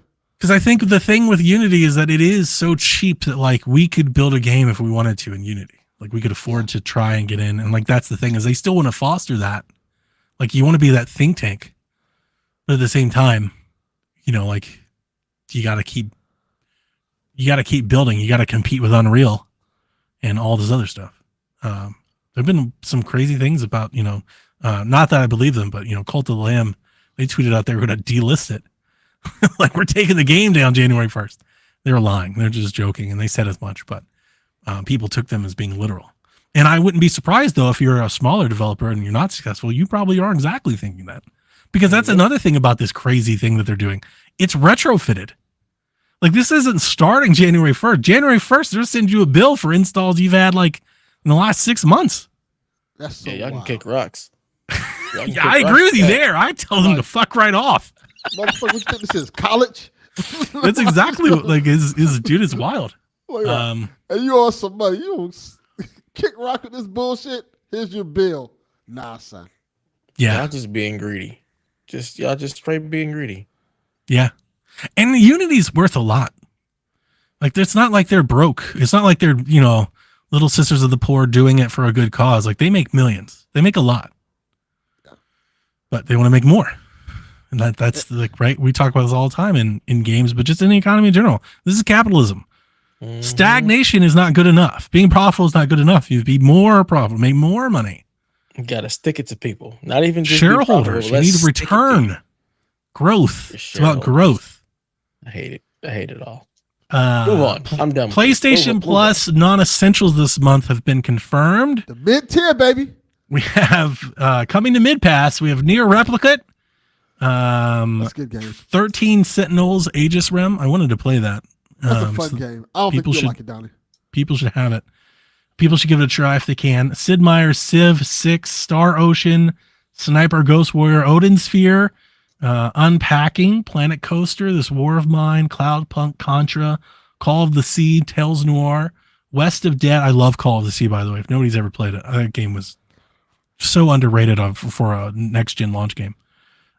Star Ocean, and Paw Patrol the movie. Yeah. How much you love licensed tie-ins, Delvin. Not that one. Oh. For the classic games, you get 3 Star Oceans. I'm not going to read all those. And then Dragon's Crown, which is dope. Dragon's Crown's a great game. Yeah, Dragon's Crown is dope. So if you have the extra or premium tier, you have a bunch of games to choose from this month. Enjoy. Getting into some headlines. We have a new state of play tomorrow. It'll be at 5 p.m. normal people time, 2 p.m. dev time. And they said this about the state of play. We'll focus on updates to previously announced games coming to PlayStation consoles, from indie and PSVR 2 highlights to major upcoming titles from our third-party partners. Well, I won't be watching that. Is Spider-Man going to be there? Like, it's got to be, right? Does it fit into the previously announced games coming to PlayStation consoles part? I don't think so. I think Spider-Man does. his own thing. Yeah, you don't exactly. You don't put it in a state of play. Really? There's no need. Yeah, because they have like there were like new screenshots or something that came out from it. There was like there was week. a press event in London and LA where they play it. So I thought they would have like a new trailer or something, but this don't- is not what I think PlayStation fans were hoping for, right? Yeah, they were looking for us Like the big showcase. first party reveal stuff. They don't want this. But I mean, I get it. You're out in front of TGS, you're gonna, probably show off some Square stuff and whatnot. So it makes sense. Probably a lot of, Japanese games included, and that's good. I mean, it should be hopefully it's exciting, but it feels like there's been a lot of fervor this month from PlayStation folks wanting that direct. They want to see the first party PlayStation games. I even saw it the last time we had one of these. They want to know what's coming next year. That's the last time we had one of these when they showed all the service games. The thing that was going around in Reddit, and I saw it in Grubb's thing, was I think Colin was like, "There's another one. They're doing another big showcase this year," and I think people thought this was that. People have been saying that forever. Since May, like there's going to be a showcase, and it hasn't happened yet. And yeah, this is just a state of play, so don't get your hopes up. There may be something big there, but Stellar Blade, baby, console that has a chance of exclusive. being there. Ass. Probably gonna see Liza P for one last time. It's getting good reviews, right? Yes, it is. Yep. I saw that in Reddit, so get excited. Game Pass. Stig Asmussen is leaving EA. In Respawn. Boo. He's the game director of the Star Wars Jedi action adventure games, the last two. Mm-hmm. And do you know who's running Respawn? Thought it was Vince Zampella. He's not over Respawn. He's like over brands that Respawn kind of fall. Like he was elevated last year. They did this big restructuring. He's been called up. I don't think he's a studio head. He's like running Battlefield now. Look, I don't care. Okay. Because there's no Titanfall 3. So Respawn is dead to me at this point. Fuck him. Damn. I wonder where he's going. At first, I was like, he's probably heading back to PlayStation. But I mean, he's got name brand and he's got a really great track record. He could do his own thing. Like, I'm sure somebody would love to give him $500 million to make a game. Like, he's definitely got chops for that. So, who knows? Maybe something great will be. Maybe he'll go back to, was it Santa Monica? Right? God of War? Mm-hmm. God of War 3. Yeah. Yeah. So we'll find out. Starfield got an update that added field of view sliders as well as DLSS support for the PC versions of the game, amongst other things like ultra wide HDR, lots of things, stability patches. But there was a lot of talk about. There was a lot of talk about FSR being exclusive and all that, and it was like 8 days later they're like, here's DLSS. There was a lot of articles written for no reason. There was a lot of energy put into that. Lots of mods made to actually bring DLSS in there. Xbox announced an Astral controller. It's purple. It's not even good purple. It's like, I mean, it's a nice shade of purple, but it's just like purple with like black buttons and stuff. Not stellar. NBA 2K24 is currently the second worst reviewed game on Steam all time. Damn. It's getting review bombed. That's unfortunate. The PC players are mad. I haven't played the new version yet, so I have no idea about the game itself, but the PC people are mad because they're still getting the last gen version of the game. If you're a PC player, stop playing sports games. Play them on consoles where they belong. Damn, I'm sorry. Dev's just turning on his own people. Be your own people sometimes. Yeah. I'm sorry. You don't. PC and sports games and the shoddiness of ports, just stop. Stop wasting your time. Stop wasting your time. Just go play the sports. At this point, I'm actually I'm on their team here. 2K should do better. They should have the next gen version over. This has been like what, three or four releases by now. It's like, okay, we gave you a little period there. We gave you a reprieve. Now let's start actually putting the real game over on Steam now. Yeah. Nah. But yeah, everybody treats PC as secondary. Just that other thing that we do sometimes. Yep. Assassin's Creed Mirage previews hit the internet. I read and perused a few. Do you guys do the whole thread? No. I haven't checked anything out. I only read seems exciting. briefly what you put in there. I didn't watch none of the things. I didn't read none of the things. I'm here for classic Assassin's Creed. So too long didn't read. I think you'll be happy. It really seems like the setting and the design of the game is definitely classic, but with the mechanics of like the newer games. Like the combat is Valhalla. The stealth is even Valhalla stealth, but it's in a game style that is classic. You're going to be scaling buildings. You have to be more stealthy because the enemies have like more energy. Like you're going to be harder to kill, and they fight you in packs more than I think Valhalla did. I only ever stealth killed in Assassin's Creed. I didn't take on packs of people. It's very, very slow, very Hitman. You can tell that that's exactly what they're trying. Like they're trying to force the player into doing that.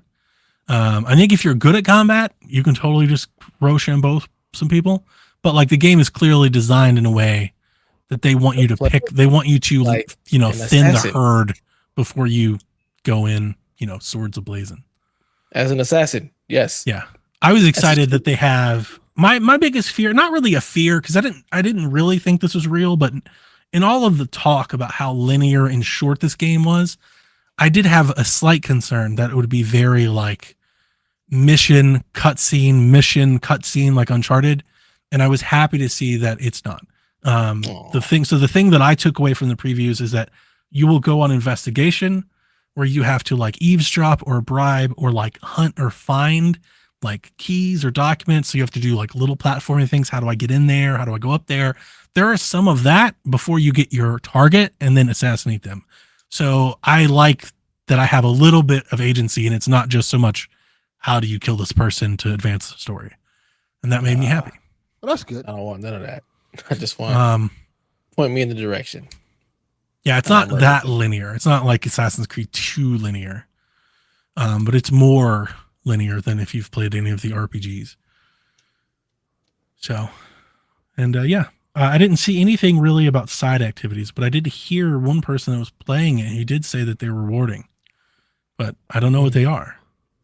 Okay. So I don't know how much like open world, do your own thing there is to the game either. Anyway, tomorrow there will be a Night City Wire Phantom Liberty episode. Shit, a lot of stuff happening tomorrow. Yeah. Like, God damn, pick another day. Apple has showed off its iPhone 15 and iPhone 15 Pro. They're saying that Resident Evil Remake and Village, as well as Mirage, will be available to play on the phone on the Pro model. The Pro model starts at $1,000, and then the max version is $1,200. So for $1,200 in a new phone, you too can play Resident Evil 4 Remake. Or I can get that out of here for half the price. I will in defense, they showed off some gameplay, and in like the cutscenes, like in the screens that they shared, it looks good. In their actual presentation, they showed like a game and it didn't look as good. So I think it'll probably be in between. I mean, it looks like if anything, it's a significant leg up on like what the Switch can do.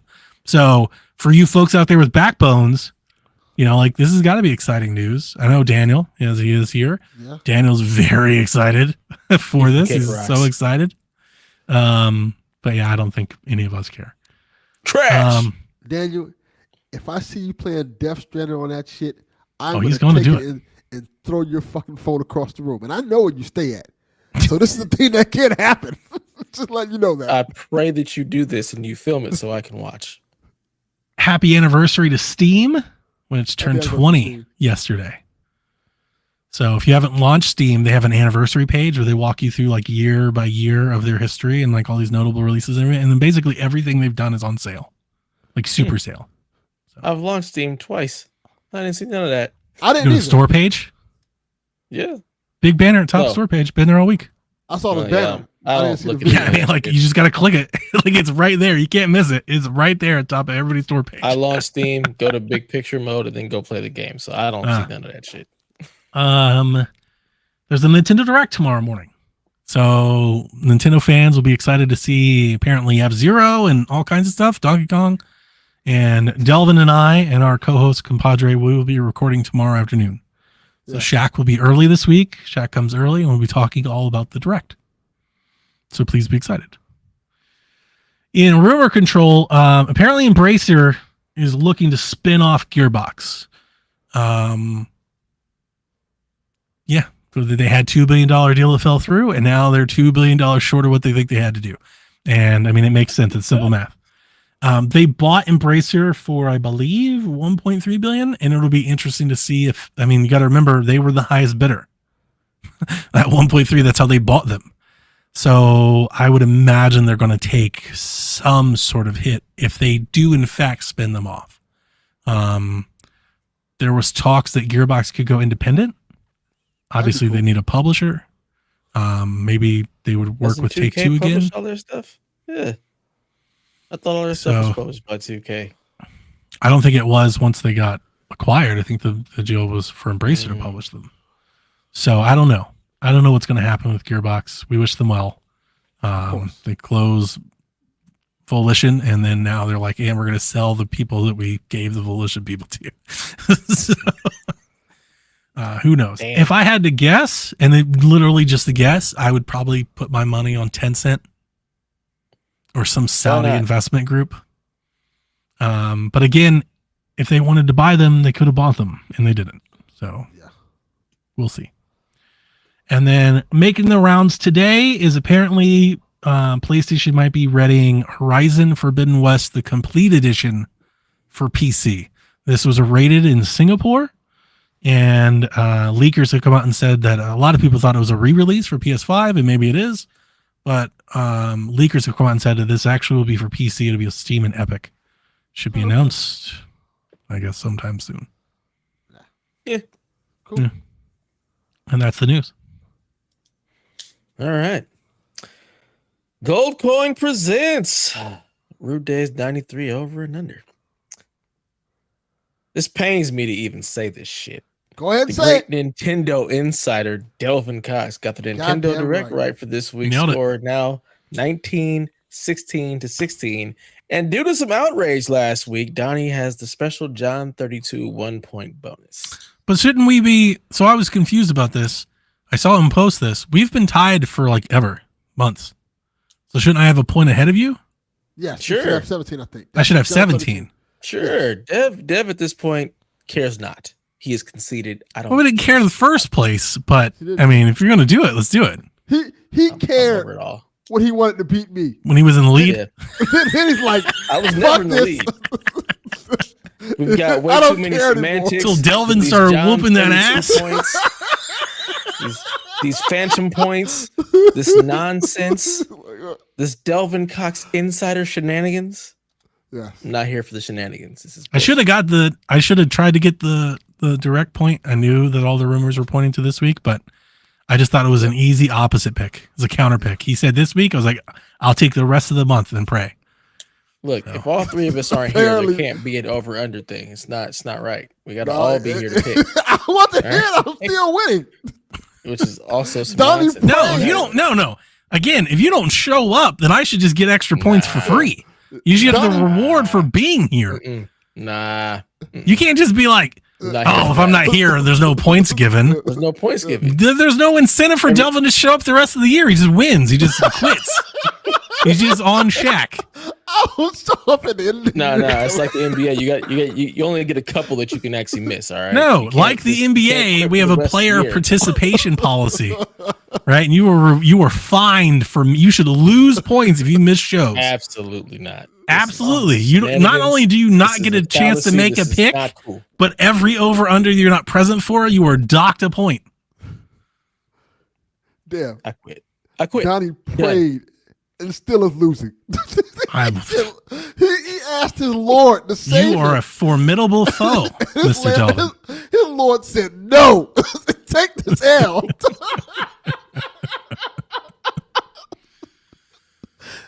All right. So I guess we only have one because I guess Mortal Kombat reviews dropped today. I still don't know what they reviewed. I haven't seen him. Are they any good? I don't know. I'm not looking. I don't care about that game getting. I don't have it in Fantasy Critics, so I don't care.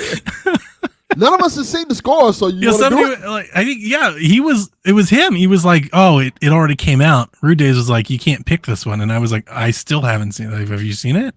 Oh, well, Like, I got it's already- nothing. Kyle the Pug already said it, so We don't care about Open Critic. We don't use that here. Keep Yeah, the up, metric. Kyle. Get your life together. All right. We use Metacritic, not Open. All Critic. these people out here Together. just trying to take the easy button, not us. Yeah. It's an 85 right now on Metacritic. Nice. Okay. So I thought it'd be higher. He was very close with I his did over too. under for 84.5. Like he's fucking. I was on going to money. pick the over, by the way. Yeah, he does a good job setting lines. Yeah. He's a good So video the game question bookie. is Yes. over under on Cyberpunk Phantom Liberty at 88.5. Cyberpunk 2077 on PC was an 86. While we all know the console version was shit. Do you think people are going to give reviews? Yes. I don't I think think people they are going to will. do Yeah, reviews. I think they will. Really? Yeah, I think so. Okay. Well, then I'll take the over. I'm just excited and hype, and I'll let the hype get the best of me. I'll take the over. I want to believe. Phantom Liberty does have a Metacritic spot, so I Ooh. assume that there will actually be a review for it. Everything that they've said about this leading up and every impression that I've read and seen and people have played it have all been glowing. So I want to believe. I've paid zero attention, so sure. Over. Got a chance to get a point. Could take the under, Delvin. High score play. too, 88 and a half. 88 is high. Yeah, it's higher than Mortal Kombat. Brand new game. I'm going to take the over. Damn it. All right. There we Make go. me want to change. I got to quit counter picking them though. That's what's getting me. That's fucking you up. I'm shooting myself in the foot. All right. Yep. All right. Moving along to our questions. Q43N says, what do you think about LeBron coming back for the Olympic team, and what do you make of USA getting bounced early from FIBA? Did they get bounced early? They were in think the so. medal round. Yeah, but they didn't medal. I think that's what he means. They didn't Yeah, medal. They just No. lost. America not medaling in any basketball tournament is a failure. It's bad. That's bad. That's real bad. That doesn't happen often. That's what caused the dream team. Yeah, That's not literally what medaling. started the dream team. Like, we realize you can't win all the time, but not medaling, that's kind of egregious. You know, like, yeah. Eh, You should show up and get bronze. Dear God. Yeah. It was a good tournament. I don't know if you guys watched it. I watched 4 FIBA games and watched the highlights for maybe, a half dozen others. And it was a really strong tournament. I really enjoyed watching it. It was a lot of fun. I'm not surprised they lost. I thought they were going to have trouble when they played Germany the first time. I was like, oof, these guys are in trouble. Man, if y'all don't get LeBron the fuck up out of here, get some of these players I know up in here, man. Nah, yeah. Get this dream team up in here, man. Fuck this. Are you excited? I'm excited for LeBron. Yeah. I mean, People getting too cocky with it now. They thinking they just come wash the NBA players. Nah, it's not gonna happen. the funny thing is, it's NBA players. It's not. I know that it they're is. thinking That's they the can funny watch thing. NBA players. It's just other NBA players. Yeah, all that's over the true. damn world at this point. It is. now I wasn't surprised. I would have told you before FIBA started that following the Cleveland news that I do, there's always a certain amount of LeBron news that's associated with it. I've been hearing for a long time that LeBron and folks were planning to play Olympics. So I don't think FIBA had really anything to do with it. And I think we've seen that signaled with Grant Hill. We've seen him talk about, if you guys haven't followed, they've been talking about, like, they've been changing a lot of their policies. So like they used to with Coach K, if you didn't play FIBA, you didn't play the Olympics. Like they tried to like have a program and they basically threw all that shit out the window. They're like, if you want to play in the Olympics, we want to have you. Yeah, see, I don't like that. I like that you need to play FIBA because it's just like the rest of the teams internationally. Camaraderie, They yeah. play together, yeah. Yeah. And Coach So K you was build heavy that on that. team. We're going to Yeah. put a program in place and you have to be a part of the program. So I've been expecting that. The FIBA thing, I thought it was, I'll just say it. I was surprised. I don't really know how to put it into words. I didn't expect Coach Kerr to do what he did. They basically like switched on everything. Like their defensive plan was to constantly switch.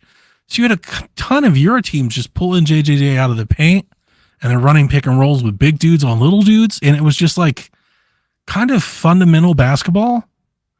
And it just seemed like we weren't equipped for it. And I just don't know if they were like barring injuries. They didn't want to go that hard. Maybe they made a promise to the players. It feels like something like that. Some philosophical, like we'll just switch everything and we'll be okay type of thing instead of like fighting through screens and actually So FIBA's different, right? Like you have to play, like FIBA's a physical league. I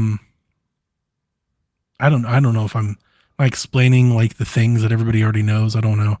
I think just- you know. I don't think our audience pays any attention to sports in that way. Okay. So FIBA's different than the NBA. It's a more physical league. Notably, and I think the most important difference is they don't have 3-second violations. Yeah. So what that means is that you can sit in the paint. You can just park the biggest dude you have right under the basket. In the NBA, you can't. They can't stay right there for longer than 3 seconds at a time.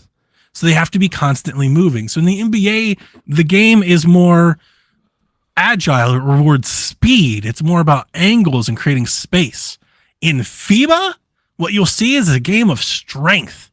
And if you're going to be driving to the basket, you are going to get mugged.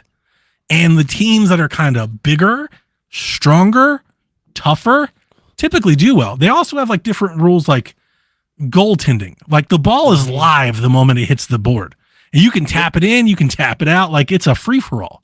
So that's why a lot of these European teams, or just world teams, international teams, and they'll just get any 7'4", 300-pound anything and just park them there. And I think that's why we see naturally that come out of international leagues players like Ricky Rubio, where they're playmakers that pass. Like there's a premium on passing and shooting because you can't just ISO your way to the basket 100 times. They also don't call fouls the same. So you don't get a lot of like extra free throws. It's kind of like the 90s basketball in a lot of ways. Very much like the 90s basketball. It has a shorter 3-point line. So players that you don't normally think of as 3-point shooters typically shoot well at FIBA because it's closer. They're shooting long twos instead of threes. And the ball's different. Like it's a different game. It really is a different style. So you have a shorter roster. You don't have as many players. You don't play as many minutes. So it's harder to make comebacks. It's harder to go on runs. So it's just different. FIBA's different. And the world is too good. There's too much basketball talent out there now to just show up and win. Honestly, even for like the LeBron All-Stars, they won't just show up and win. LeBron's gone to FIBA and lost before. So like, even with all those things said, our guys aren't used to playing that way. And I think that's most evident when if you watch any highlights, watch highlights from like Canada or the US team. And you can tell that there are a bunch of NBA players that are kind of out of their element. Even the Canada team struggling with like Serbia and Germany. And there's like a bunch of players on those teams you've never heard of. And they're playing like old school Detroit Pistons, ugly basketball, just uglying it up, just hip checking, screens everywhere, big man, like 3-4 forwards in the paint at all times, just kind of ugly basketball. And we don't really do that. Yeah, you're getting hit in FIBA. Because we don't have big men that actually want to be in the paint. They all want to shoot threes. You big we bastard. didn't have, JJ Day's not shooting no damn three. But he also did not get no rebounds. He's a waste of space. We didn't have any bigs on this team. I'll give you that. We have bigs, but they just didn't play for the FIBA. No, they did not. We'll see if they show up for the Olympics. You need bigs in FIBA because you can tip the ball. You need a lot of them. You can do all kind of. You want to have them because it's so much easier to score. And we've been playing with bigs for like 2 decades with like one true center and like LeBron on the Olympic teams. He's the power forward. Coach K played him power forward. Who's the guy that had it before him? Larry Brown played him at power forward. I think it was Larry Brown. Yeah, they lost. Like he's a big man in international play. But we need bigger big men than him. Like he should play forward. I think. I would like to see them carry at least 3 centers. They usually carry like 1.5. It's like a center and like a power forward center combo. Yeah. It's like Bam and Draymond was listed as forward/center. I'm like, you're not. What are you doing? Yeah. Brandon Ingram is nobody's center. Stop it. Yeah. I think somebody. I'm going to call it now. I think somebody's going to slip Joel some millions of dollars to play for the U.S. team. They should. I think that's what's going to happen. Granted that he's healthy, like that's he's going to find some sponsorship, or he finds himself in a U.S. jersey. Yeah. But There are rumors he's going to play for France. We'll see. Ugh. I'm excited for the Olympics because I think for a lot of these guys, like the LeBron era, I think this is their last go. Yeah. And then like Durant, maybe Curry. Can we bring Melo out of retirement? Can he still play? He was a great Olympian. He is. Like he's really like a great FIBA basketball player. Olympian. He was really good. I mean, Chris Paul. Does he qualify? Can we still have Melo? I think he does. Yeah, if they want him, he's gonna be there. So I think this is gonna be like their last go, and then the next one they just turn it over to all the kids because there's like this brimming underbelly of young guys coming up that are ready to take over the Halliburtons of the world. Come on, kids, let's go to the Olympics. They need Jared Allen. If they ain't gonna have Embiid, then they need Jared Allen. Like Bam, Draymond, and Allen. Bigs, legit big dudes. Meat. Big meaty meat slapping meat. That's what they need. All right, John 32 says, "You motherfuckers got me. After 2 years of listening to PSVG, I have caved. I got a decent laptop ready to go. PC Game Pass trial underway with plans to get the annual subscription. My backlog has grown exponentially. So the question is, what 3 Game Pass games should I immediately play besides Starfield, noting that I missed the last Xbox generation?" Delvin, as our Xbox correspondent, give us a pick. I was going to say Starfield so he can tell us how is it. Do we need anybody to talk about Starfield? I always go to Gears of War. I think Gears 5 is on there. It is? All of them are. So that's the one you go to. I would play Gears 4. Awesome. But 5 is excellent. It's the newest one. I like it. All right. 5 is the one I like. Donnie, give us a game. Ori. The first answer will always and infinitely be Ori. Pick one. Doesn't matter. I'm a Will of the Wisp fan, and I do think you can play it first if you want to, because I think it's the better game. But Ori. Just pick one. Ori, huh?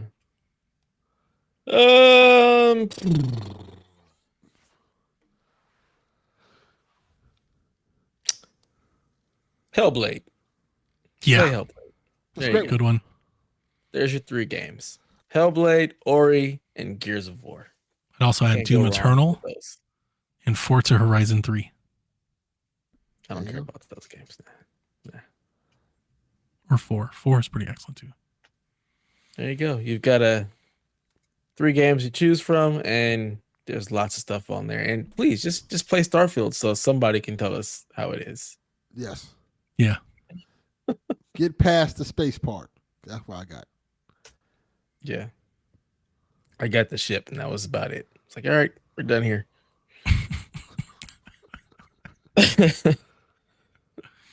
Bear Medicine said, "What's our thoughts on Unity and their new plan?" I think we kind of went over that already.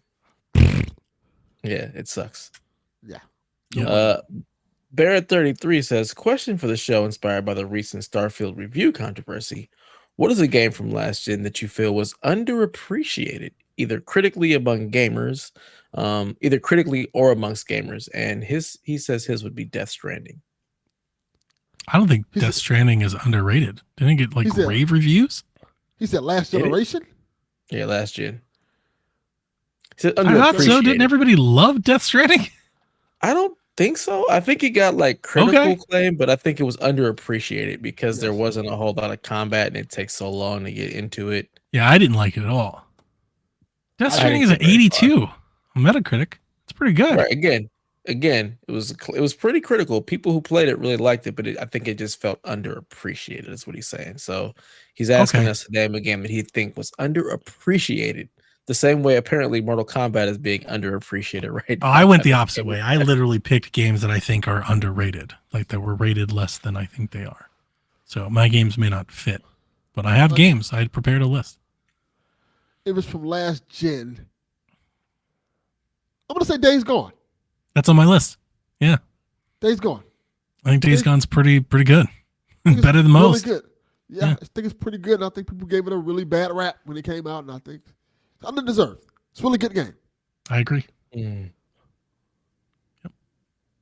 I'll throw one out there. Mad Max. That's a great game. I love won't go all that, but I it's love better that than it came people out. think it is. I love that It's game better when than it its came out. score. Once you get over, like, they did some creative control decisions that I don't like. What, Mad Max? Yeah, but once I kind of remapped some things and got around it, there's a really good game there. It's fun. I don't know that I have an answer. I'll give you another one. The Order 1886. I like that game a lot. That's These one are I all actually games that love. I have not played. I love that love game. that game. It's great. Yeah, that game is stellar, story, and I would have Vampire Dick loved Man, a sequel. And people fucking killed that game. They did because they thought Just it was too short. crushed it. And Like, it's only 4 hours. I'm like, you know, who gives a shit? It's a good 4 hours. Yeah, it was great. Yeah, I really like the Order 1886. I've got more, but I don't want to take options if You you've keep got going, them. 'cause I don't fucking have nothing because I don't remember last gen, and I only play gyms. We know this. So Assassin's Creed Syndicate got a bad rap. did it? I think so. I think it people I were thought tired Bad of rap. the Creed formula. It was at like the end of a long run of these releases, and they wanted something new, and we got it, right? We got Origins, everybody went bananas, but Syndicate got terrible reviews. But if you like the classic like formula of Assassin's Creed, it's one of the best. Like, it's a really good Assassin's Creed game. So I think it got a bad rap. I think its Metacritic is like, I was looking them up as I was making a list. Metacritic's like 65 or something. Like, it's way better than that. Yeah, way better. 65. And don't quote me on the number. I was looking them up. All of these are lower, I think, than 75. These are all games that I have, but I have not played. Killzone Shadowfall. That got praised when it came out, but it kind of just went away. It kind of faded out. It got a lot of like, is this next gen and all that? Like, it was, I think too many people put like the hopes and dreams of next generation on the back of Killzone Shadowfall instead of just liking Killzone Shadowfall for what it was. You know what? I'm going to go along the lines you're talking about. Infamous Second Son. People like that game, but a lot of people were like, we don't like Delson. This is Yeah, I not didn't like what we Delson want. either. Yeah, a lot I'm of with people were those like, people. But that wasn't like, it didn't make the game underappreciated. They just didn't. Yeah, I like don't think the it was character. underrated. No, I think it was underrated. I think people, when people think of Infamous, they think of Second Light now. They don't think of That's what I think of First Light. First Light. They don't think of Yeah. Second Son. That's because Fetch is fucking awesome. Yeah. Yeah, they definitely turned that game around for me because I wasn't digging a whole lot, but First Light really turned me around on it. Man, you know what? Titanfall 2, damn it. I knew that was going to come up. That's That's right. the one I was waiting on. Sons of bitches. Damn, Uh, that game was good. This one's an interesting one for me because it's kind of grown on me over the years. Rage 2. Mm. I need to play that one some more. I beat Rage 2 all the way. And I didn't play Rage 1. The thing that really like kind of, I was at odds with Rage 2 when it came out. I liked it, obviously. I beat it. The marketing for it was so over the top. And I was going through like this Mad Max phase, and it seemed like Mad Max the game. And like, I think it was right around the time that it was either leading up or coming off of like Far Cry and getting into it. And it just made it sound like this crazy, super like explosive, wacky game. And it really wasn't that. It was just kind of like an open world action game. And the story was just kind of generic. But I did beat it. So I didn't hate it. Like, I liked it. And then as the years go on and I've played more and more games like it, it's like, it always stands out. I'm like, man, this is better than this game. And it was better than this game. Like, it almost like silently creeps up the list from behind. As more games come out, like, I have grown to appreciate it a little bit more. I'm like, you know, Rage 2, not amazing, but not that bad either, though. But good. Kind of like Days Gone. Good, though. Good game. Mm. I had it on Game Pass to install, but it never made it in. So I never played I it. liked it. Dev, you got a bounce, man? Yeah. Okay. So we can do one more question, or you guys can keep going. I was gonna say we'll finish it out and you can that just works. All right. call it a wraps. All right. Well, it's been fun, gentlemen. I will see you next week. See you, Dev. Peace, love, and hair grease. Peace. Nice. All right. Our next question from Kyle the Pug. Oh, I got one more. Oh, you got one? I got two more. You got two more? You came ready. Well, it's actually like four more, but like all of them fit into one. All the Mafia games. Okay, that's a great answer. The answer is Mafia 3. That game got destroyed and panned. That game is actually great. And I really like it. It's Me and Chop talk about that game all the time. It's great. it goes for something that they dared to be different. And they dared to like venture into taboo topics and be on the fringe, and they got killed for it. But the game is a lot of fun. It is. Especially on next gen enhancements, on better PC hardware, where it runs better. The game is a lot of fun. DLC is good too. Also, though, the Mafia remasters got middling reviews, lots of 6s and 7s, and they are excellent. Fucking excellent. Honestly, some of my favorite remasters maybe of all time. I think the Mafia 2 remaster is incredible. If you can pick, those games are cheap, and if you like open world games like GTA and stuff, you pick up Mafia 2 remastered and have a fucking blast for like $8. Great game. Great game. I agree.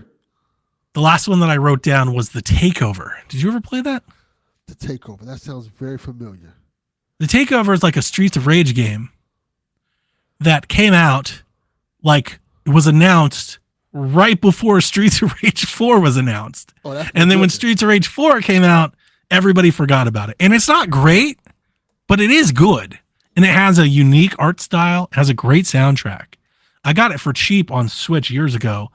And I played it for, I don't know, 5-6 hours. I was like, this is really fun. If you're into beat 'em ups, obviously. If you're not into beat 'em ups, it kind of has like a weird look because like it's very vibrant and not cartoony, but like very vibrant and colorful. But the characters are like realistic, but like almost like an FMV way, kind of like an old Donkey Kong way. I'm looking at it right now. It looks like an old arcade game almost. Like Yeah, weird effects. exactly. Yeah, Yeah, I got you. it's neat. It's neat. It's different. Never played it. So I like it. If you ever pick it up cheap, it's pretty good. All right. That's it. All right. Our next question from Kyle the Pug. Fuck you, Kyle the Pug. If LA Knight was a Pokemon gym leader, what specific type of Pokemon would be used for his gym? Dude, what the fuck with these questions, Kyle? I don't know. That's why I say fuck you, Kyle the Pug. What a weird. Stop being weird. This is what? What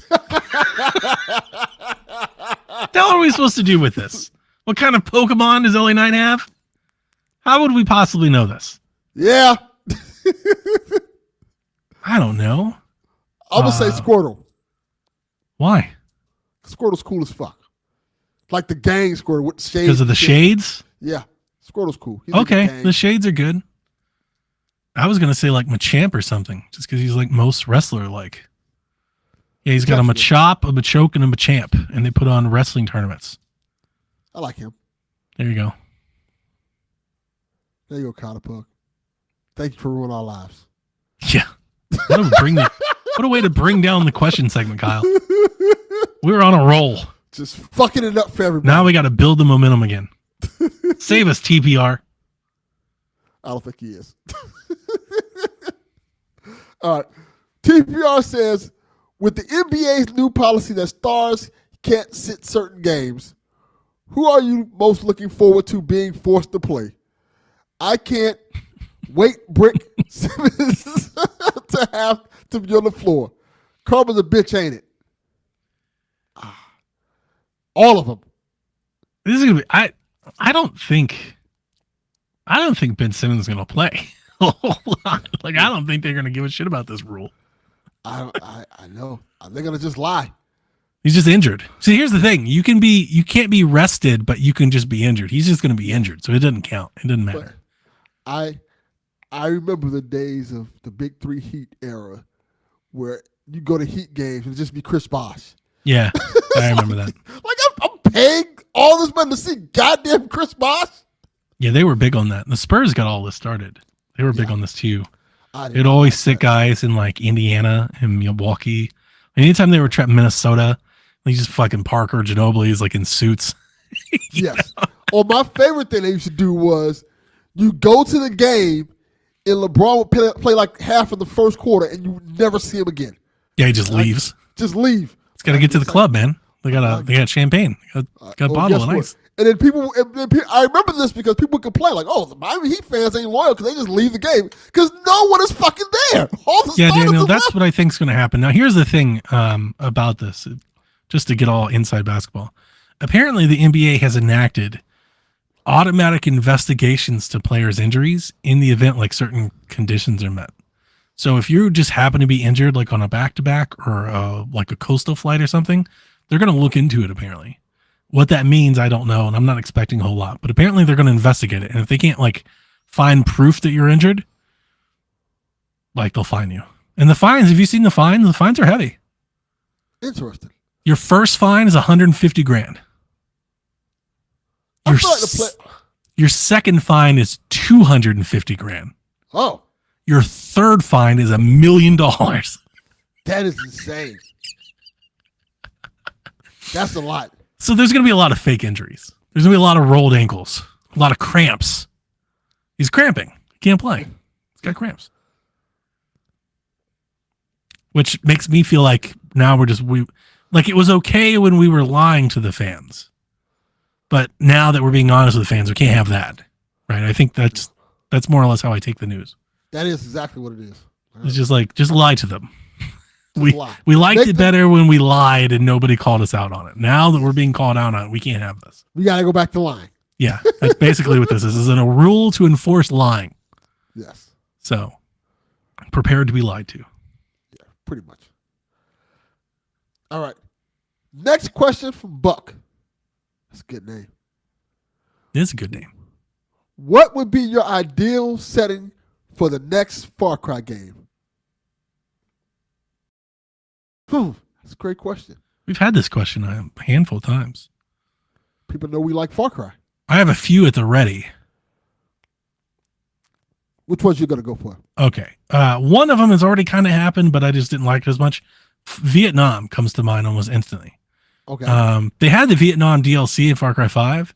It was just like kind of sneaky and stuff, and it was like kind of short. Like I want the Far Cry experience in Vietnam.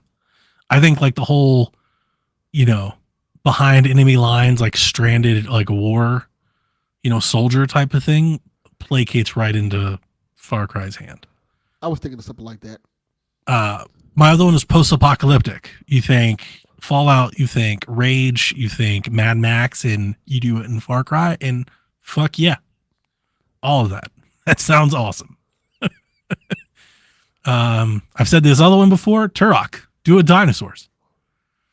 But with cool guns, not like Primal, not with sticks and bows and arrows you make out of rocks and shit. No, with cool guns, but dinosaurs. So like Jurassic Park, like what they're doing with Avatar, do the same thing, but call it Jurassic Park, and I am fucking there. That sounds amazing. Those all sound dope. I'm trying to think of places I would like to see in Far Cry. A lot of people have said Westerns. That's a one I've heard a lot. Like the Old West? Yeah, like 6 shooters and rifles, like Red Dead, but Far Cry. That like could the be Cowboys thing. I think it would be cool too. It's a good one. Anything where it's like drug trade is an easy one. I mean, I hate to pick up like on that like motif that they do, but like anywhere they're smuggling cocaine or some shit, Mexico? You can draw people. No. Like the cartels and stuff like that? Right, like that's kind of what 6 was, but not in Mexico, right?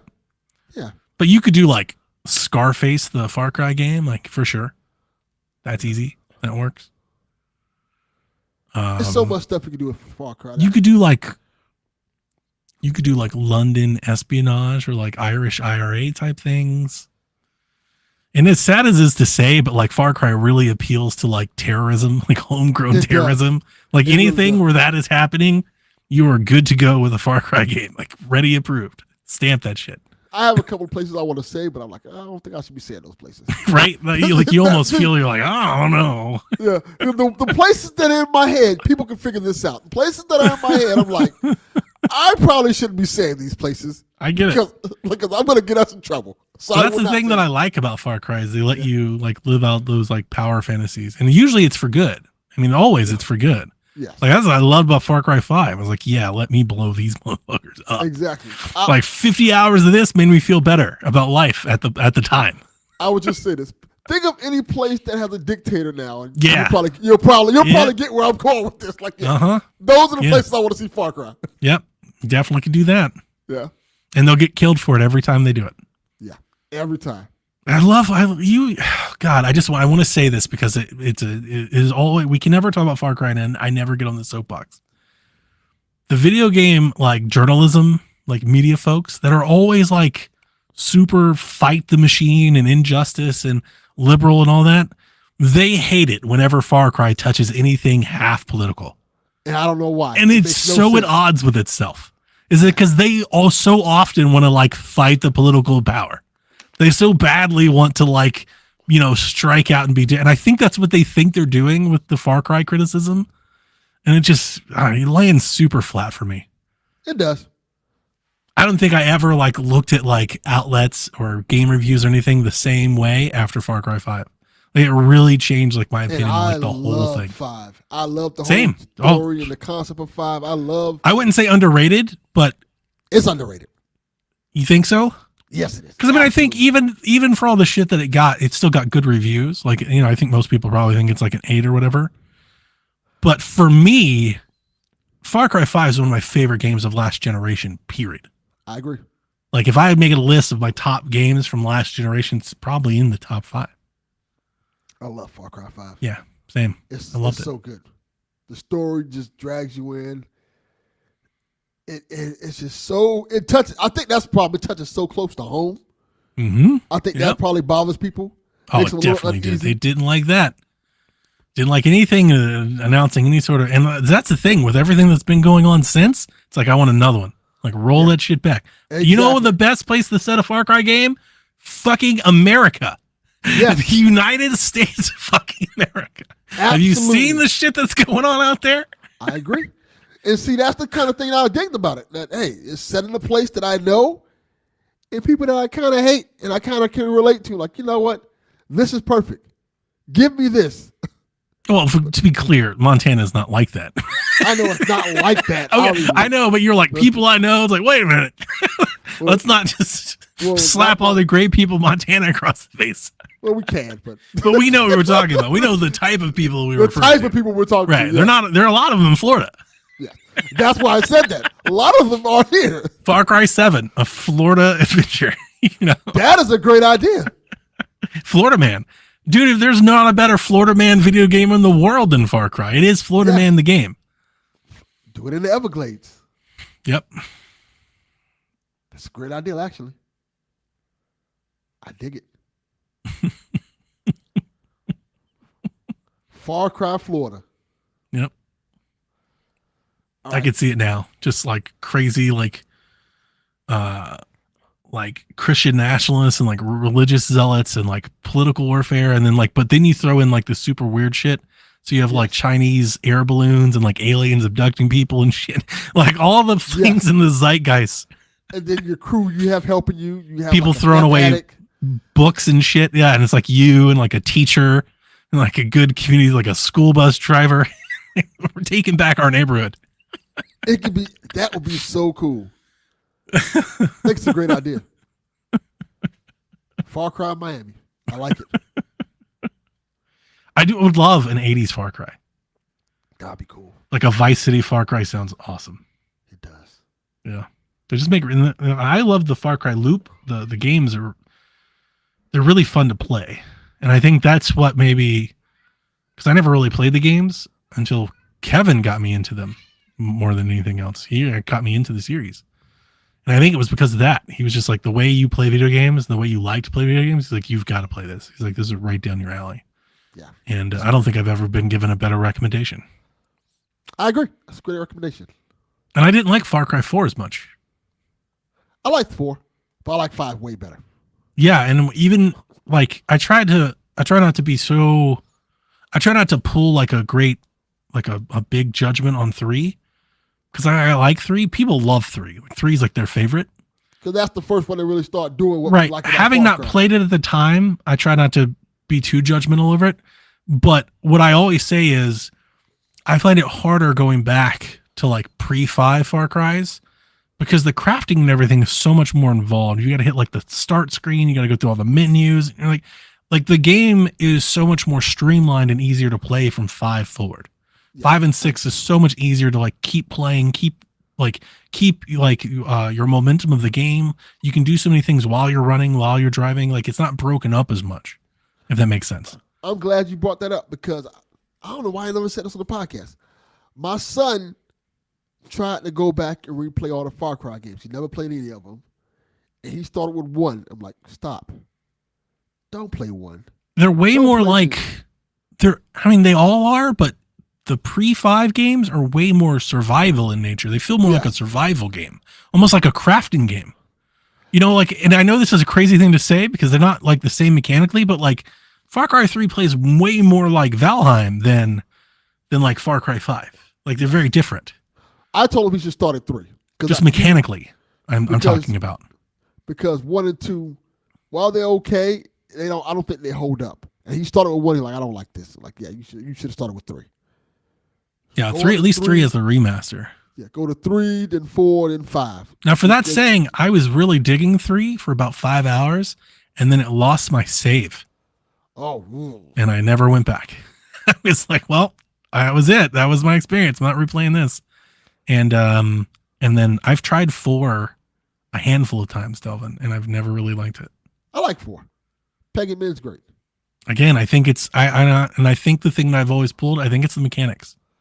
The inventory and the crafting and needing to do all the stuff in the menus and stop and pause and do all that stuff as opposed to 5, where I'm just like running and gutting and I'm playing more like a shooter and I've got this inventory and I can craft on the fly with radio wheels and equip things. That change, just whatever it was, that streamlining, because it's really the same thing, but it's more streamlined. Yeah. And it's easier to do. That made all the world of difference for me. From that point forward, it's one of my favorite franchises. It's dope. I also dig that Far Cry, it lives in that gray area. Like, there's no good and bad guys in Far Cry. Yeah. It's like you just kind of like even when I just embrace the chaos. Yeah, it ended. The end is chaotic. He's like, oh, that just happened. Like, yeah, that just happened. That's your ending. Goodbye. And the funny thing is, like, Far Cry 5 by American standards is a political game. You can draw those parallels. They're easy to make. You can easily connect those dots. But like the game itself isn't all that political. And neither is 6. No. But like the industry loves to like destroy it for like trying to be political. And I don't think they're really trying to be all that political. I think they're just trying to find politically diverse settings that can create some sort of combatant. Like they're trying to create like an antagonistic nature. They want to set up a villain for you to go conquer. So you have to have some sort of oppression. I think that's really the only key. Like they totally could do like Nazis. They could have like, it'd be like Wolfenstein. You could do that with Far Cry. Like that's really all. I think that's the end game of what they're trying to do is let's set up some sort of superpower that you take down. Yeah, some big bad, some charismatic big bad guy. And only because they do it somewhat realistically, they get shit for it. Call of Duty is the same thing. Nobody gives a shit. Yeah. And I would argue Call of Duty is way more political. Way more political. Way more political. They're talking about overseas terrorists and funneling money to different fucking people and actually using real outlets and CIA operations and shit. Like so much more. Not a word is ever said about it. Again, you'll always get me on the soapbox. The thing that I learned with 5 and it proved to be true with 6, man, like Far Cry is just like, it is the whipping post. It is the whipping boy of the game coverage media. It's like there's a bone to pick with it. It's like they take out all of the things they don't like on that. They get it out in Far Cry. Call of Duty literally has a mission called No Russian. 100%. Like, what are we doing? Yeah. Yep. I think wasn't Call of Duty like banned in certain places because of this? That I don't know. I think so. I don't know. All right. We got 2 more questions. This question from Smoking Joe I love. Who is on the Mount Rushmore of your favorite NBA team? You've got a tough one to make. Yes, because I've been fortunate where the Heat have fantastic players.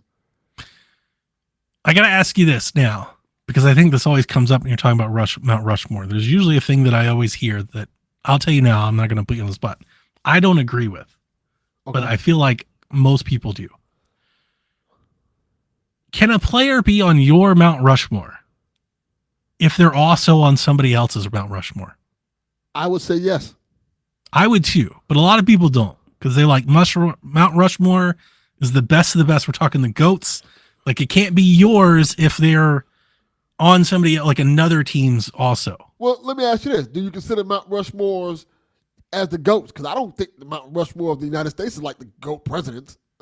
That's a good point. I don't either. I don't like when it comes to the Mount Rushmore that we know. Yeah, I don't think of them as the great presidents. Yeah. But in the way that we use it, like in this nature, Yeah. I do. I think people use it to bring up like the four best. I always look at it like the most influential. Interesting. That's how I look at it. That's how I usually look at it. Okay. Well, knowing where you're going to go with this, I have some questions for you. Okay. But go ahead and get started. All right. My first pick, I gotta go D Wade. Number one.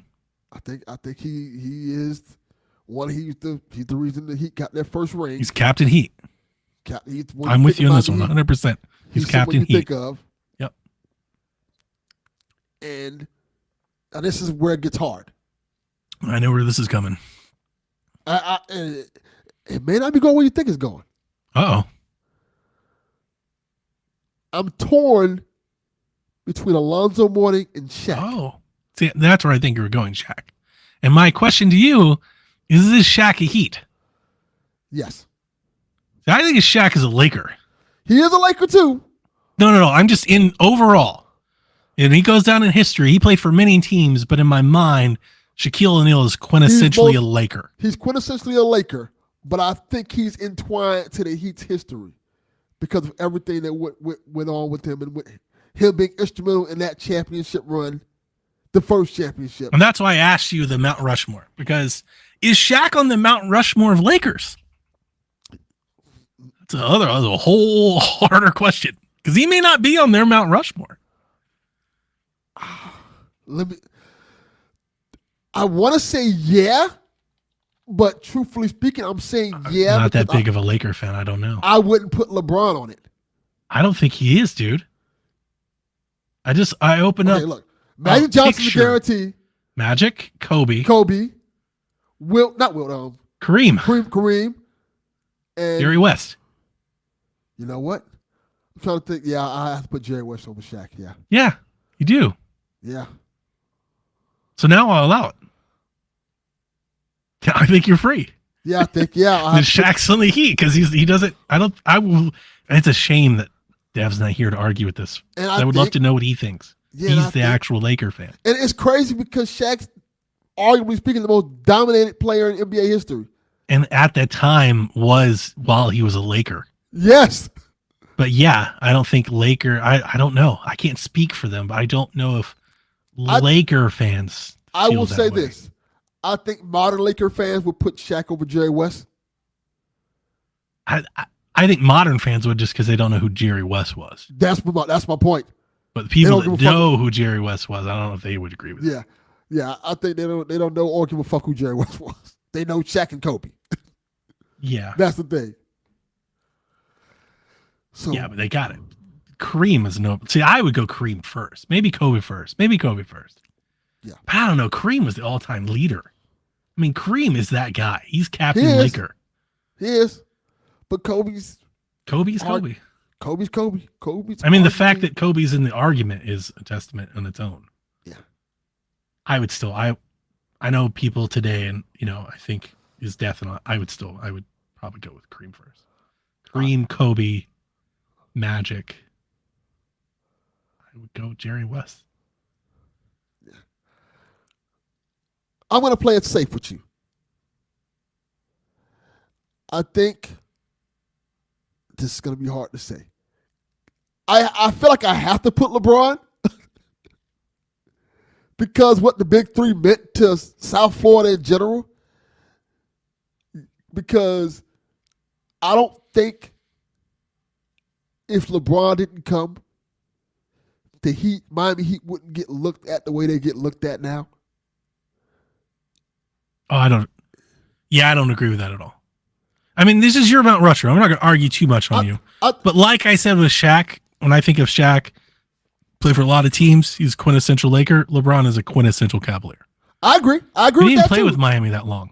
I agree with that too. But the problem with He's played with Lakers longer than he's played with Miami. Yeah, but the problem with that is, I think the impact that LeBron James had coming to the Miami Heat meant more for Miami, maybe than it did for LeBron. Well, definitely. Yeah, I don't think so. And I'm gonna tell you why, because people now always look at Miami as that team, and for good reason.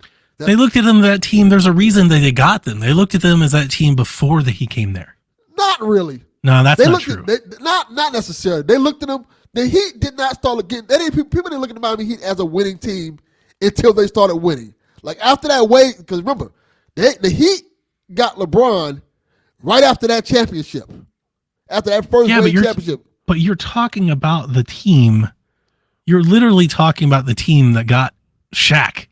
I agree. Like the greatest I agree. available player in his prime of all time. Has there ever been a greater, like maybe Kareem is the only better player has ever been traded.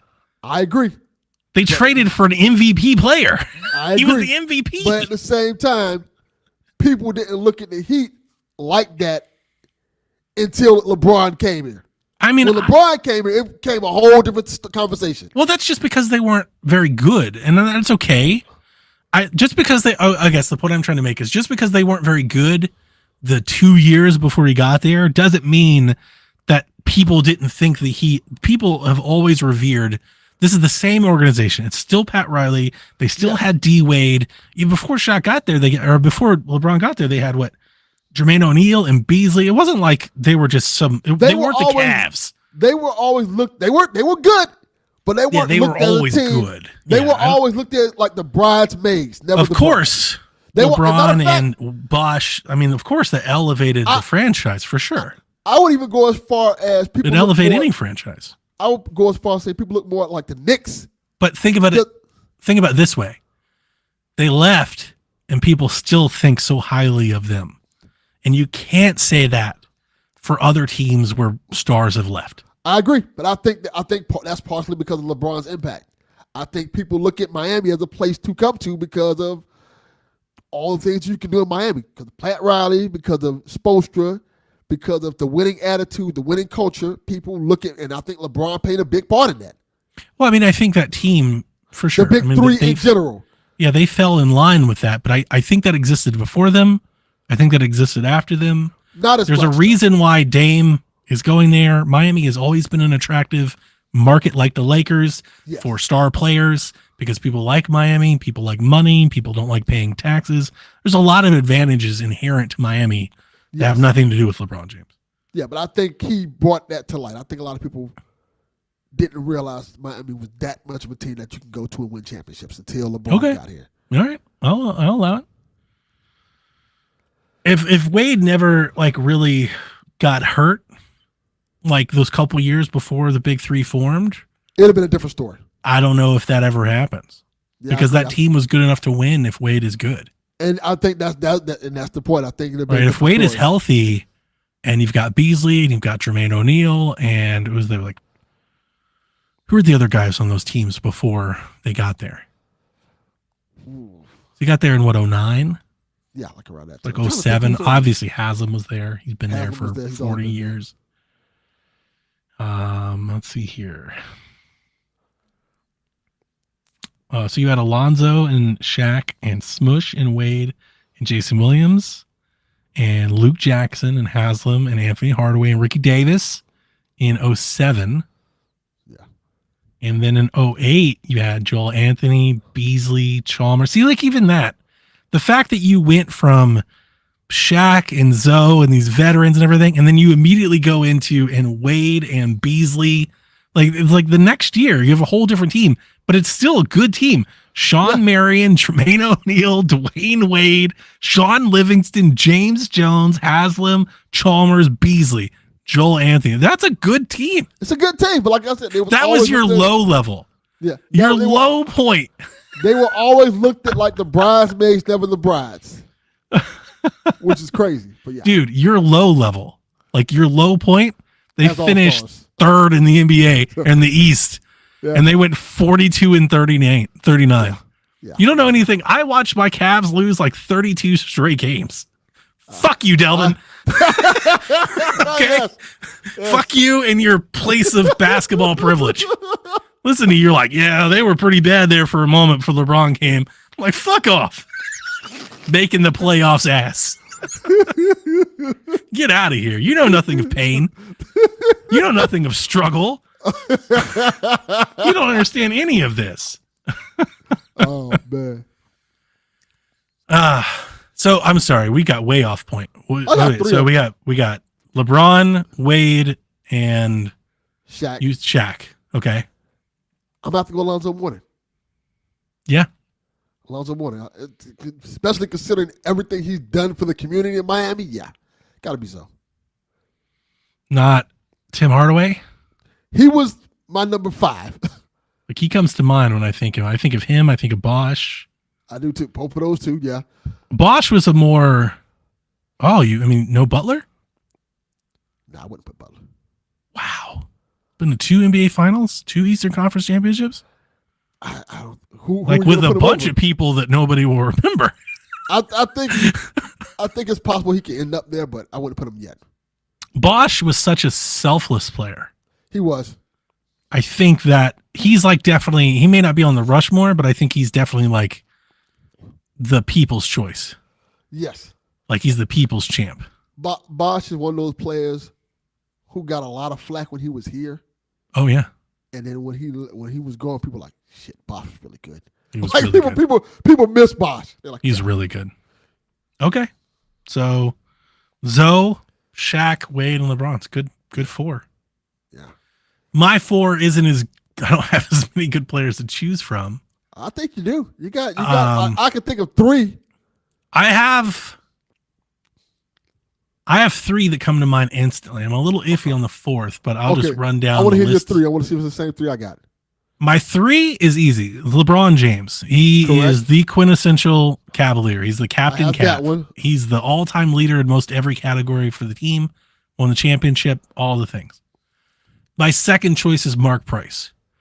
That's a great one. He was captain Cavalier before LeBron James. He took Michael Jordan and the Great Bulls to Game 6 Eastern Conference Finals. Yes. We had unparalleled. The Cavs were the dregs of the entire league for decades before Mark Price got there. I agree. People, when I grew up as a youngin', people would talk about like the old teams in like the late 60s that like made a playoff game once in Cleveland. So we didn't have none of this finishing third in the Eastern Conference bad year bullshit that you're talking about. We lost for decades, entire decades. Yes. And it really seems like Mark Price and the teams that he was with, but he was kind of the leader of those teams. They were the ones that turned it around in the first place. Okay. My number 3, it's funny because I'm really iffy on the 4th, but I think my number 3 might surprise you. It might surprise most people. My number 3 is Zydrunas Ilgauskas. Oh, okay. Big Z played for the Cavs across multiple different eras.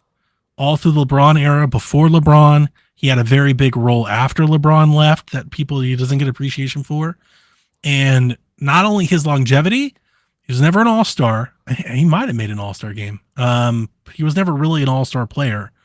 But he actually is probably next to LeBron in most statistical categories. I think he's second in points scored. I think he's the Cavs all-time leader in rebounds, blocks. Like he's one of those guys. He was just a focal and a centerpiece for the team for a long time. That's a good one. That's a great choice. My 4th one is iffy, and I don't know. My heart says to say Austin Carr. Austin Carr is the Jerry West of the Cleveland Cavaliers. I think most people would easily say Kyrie. And Kyrie, again, isn't in those weird places where is he a quintessential Cavalier? What do people think about Kyrie these days? Is he a Cav? He hit the most important shot in Cavaliers history. I would say so. But do people think of him as a Celtic? Is a Maverick? Is he a Is he a Brooklyn Net? I think a lot of people might think he's a Brooklyn Net. I don't think of him as, I think of him as a calf. Because he wanted to be like Brooklyn is where he wanted to be. Yeah. Never really wanted to be in Cleveland. And he's also the reason for the destruction of the Cleveland team. He is the reason it all fell apart. And he's a great player, but like like LeBron for the Heat, didn't play in Cleveland that long. All things considered. He basically spent his rookie contract in a part of his rookie max with the Cavs. I think there are other players that have a.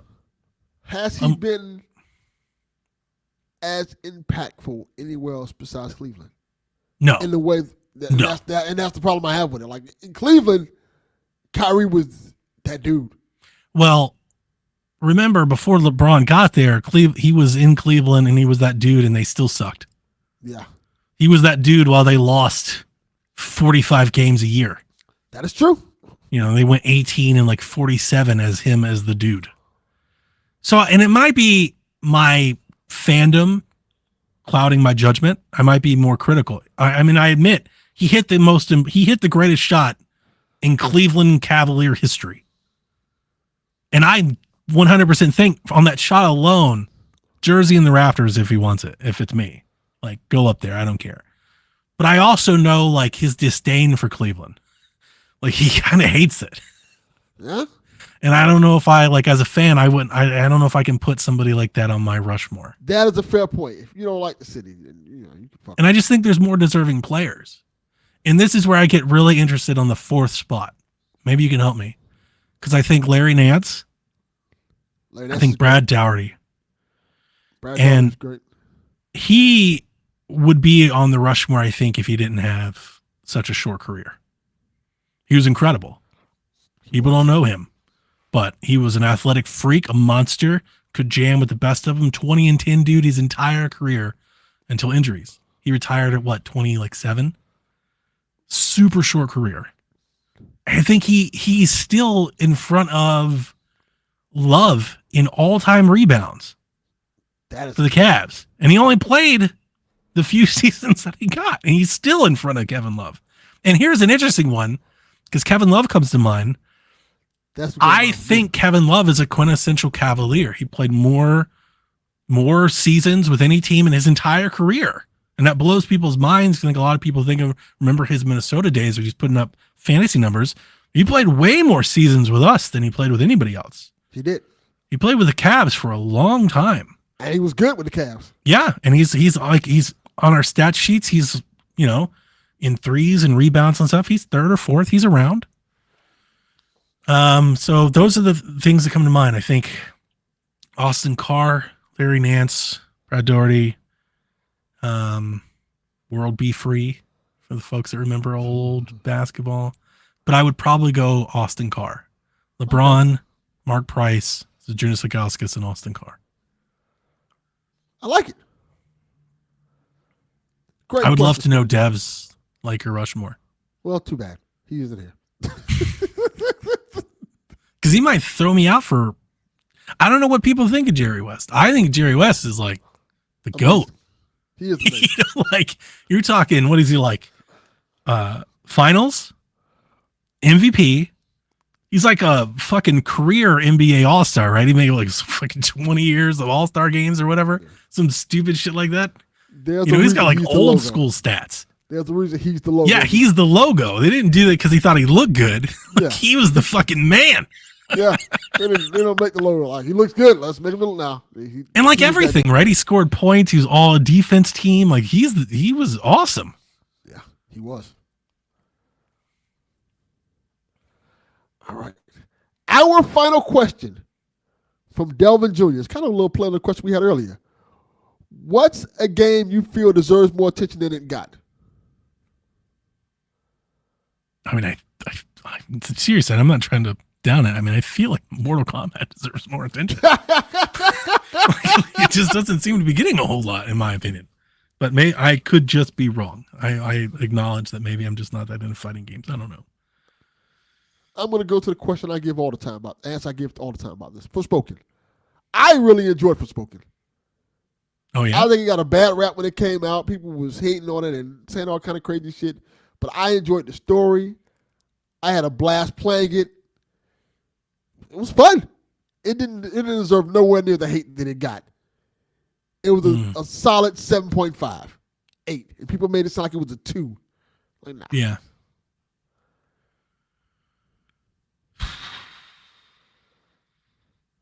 There's times like this I wish I could like look through my library of games and just I don't really have anything come to mind. But I'm sure I could think of something. I mean, the games I mentioned earlier I just think are underrated. In terms of like a game that deserved more attention, like I really want to say Ori. But I don't know if that's true. That is actually true. I made a lot of Ori noise. So it might just be Yes. me thinking like there was noise, but like I don't remember there being a lot of noise.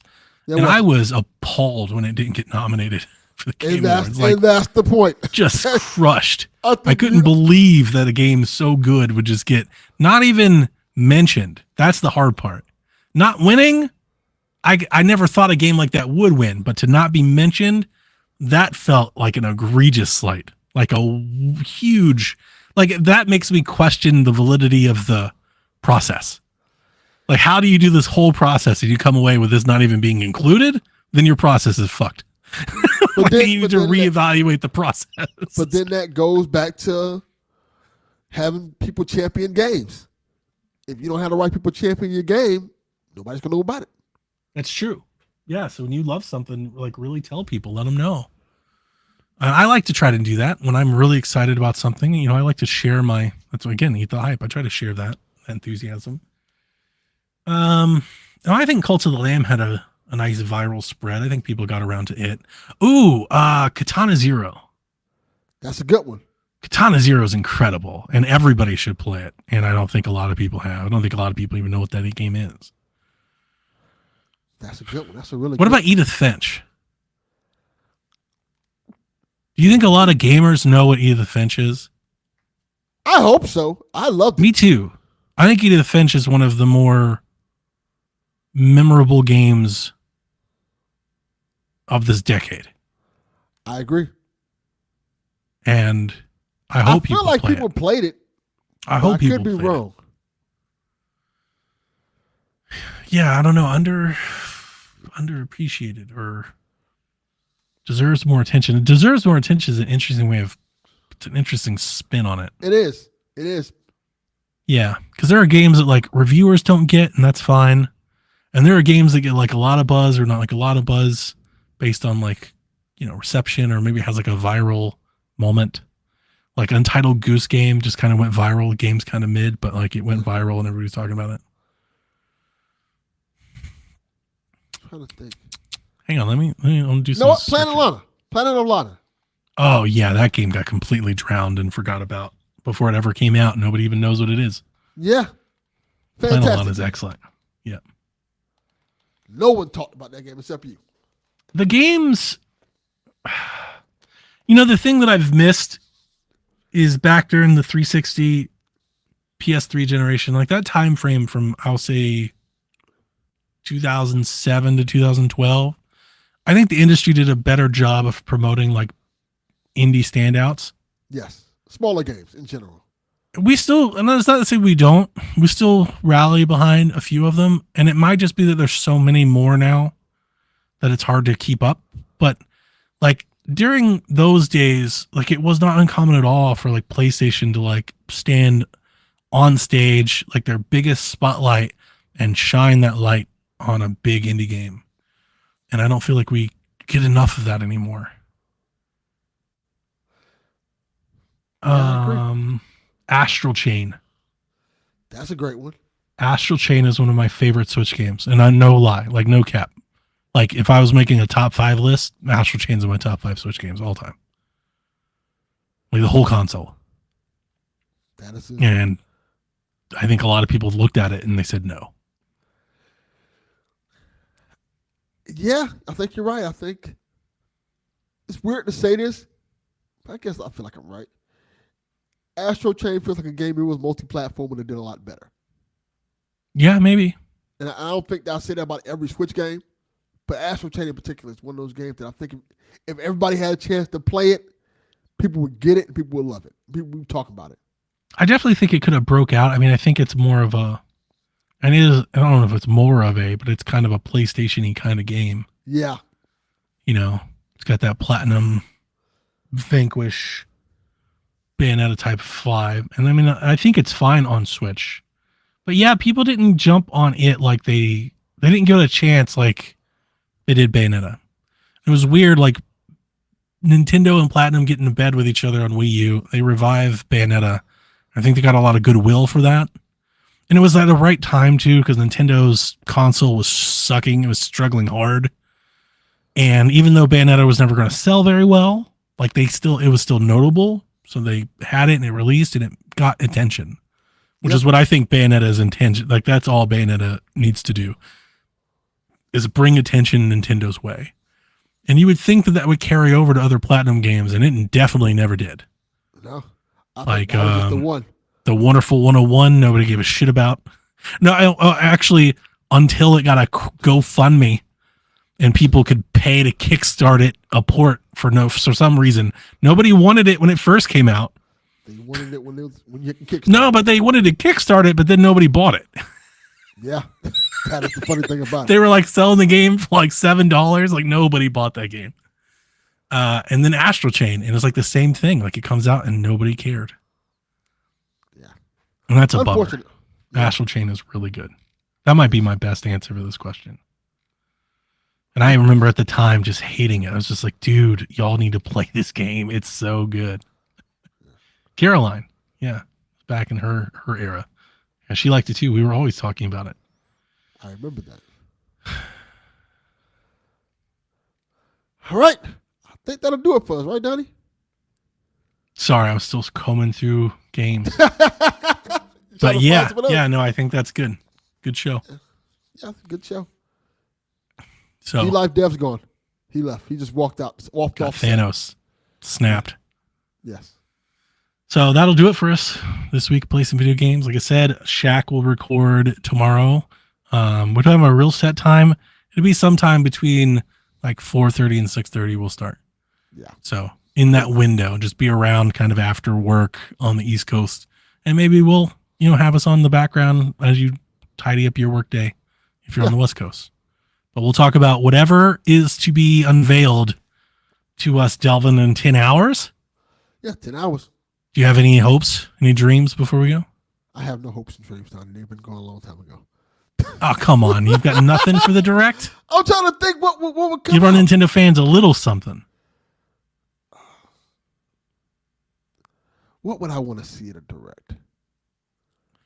I mean, we've basically been told we're going to see Donkey Kong. And I expect that what will be shown isn't the Donkey Kong that people want, and I don't care. I'm just happy to see the Kong again. It's been too long. A pie in the sky thing. No, it's not going to happen. So don't go crazy.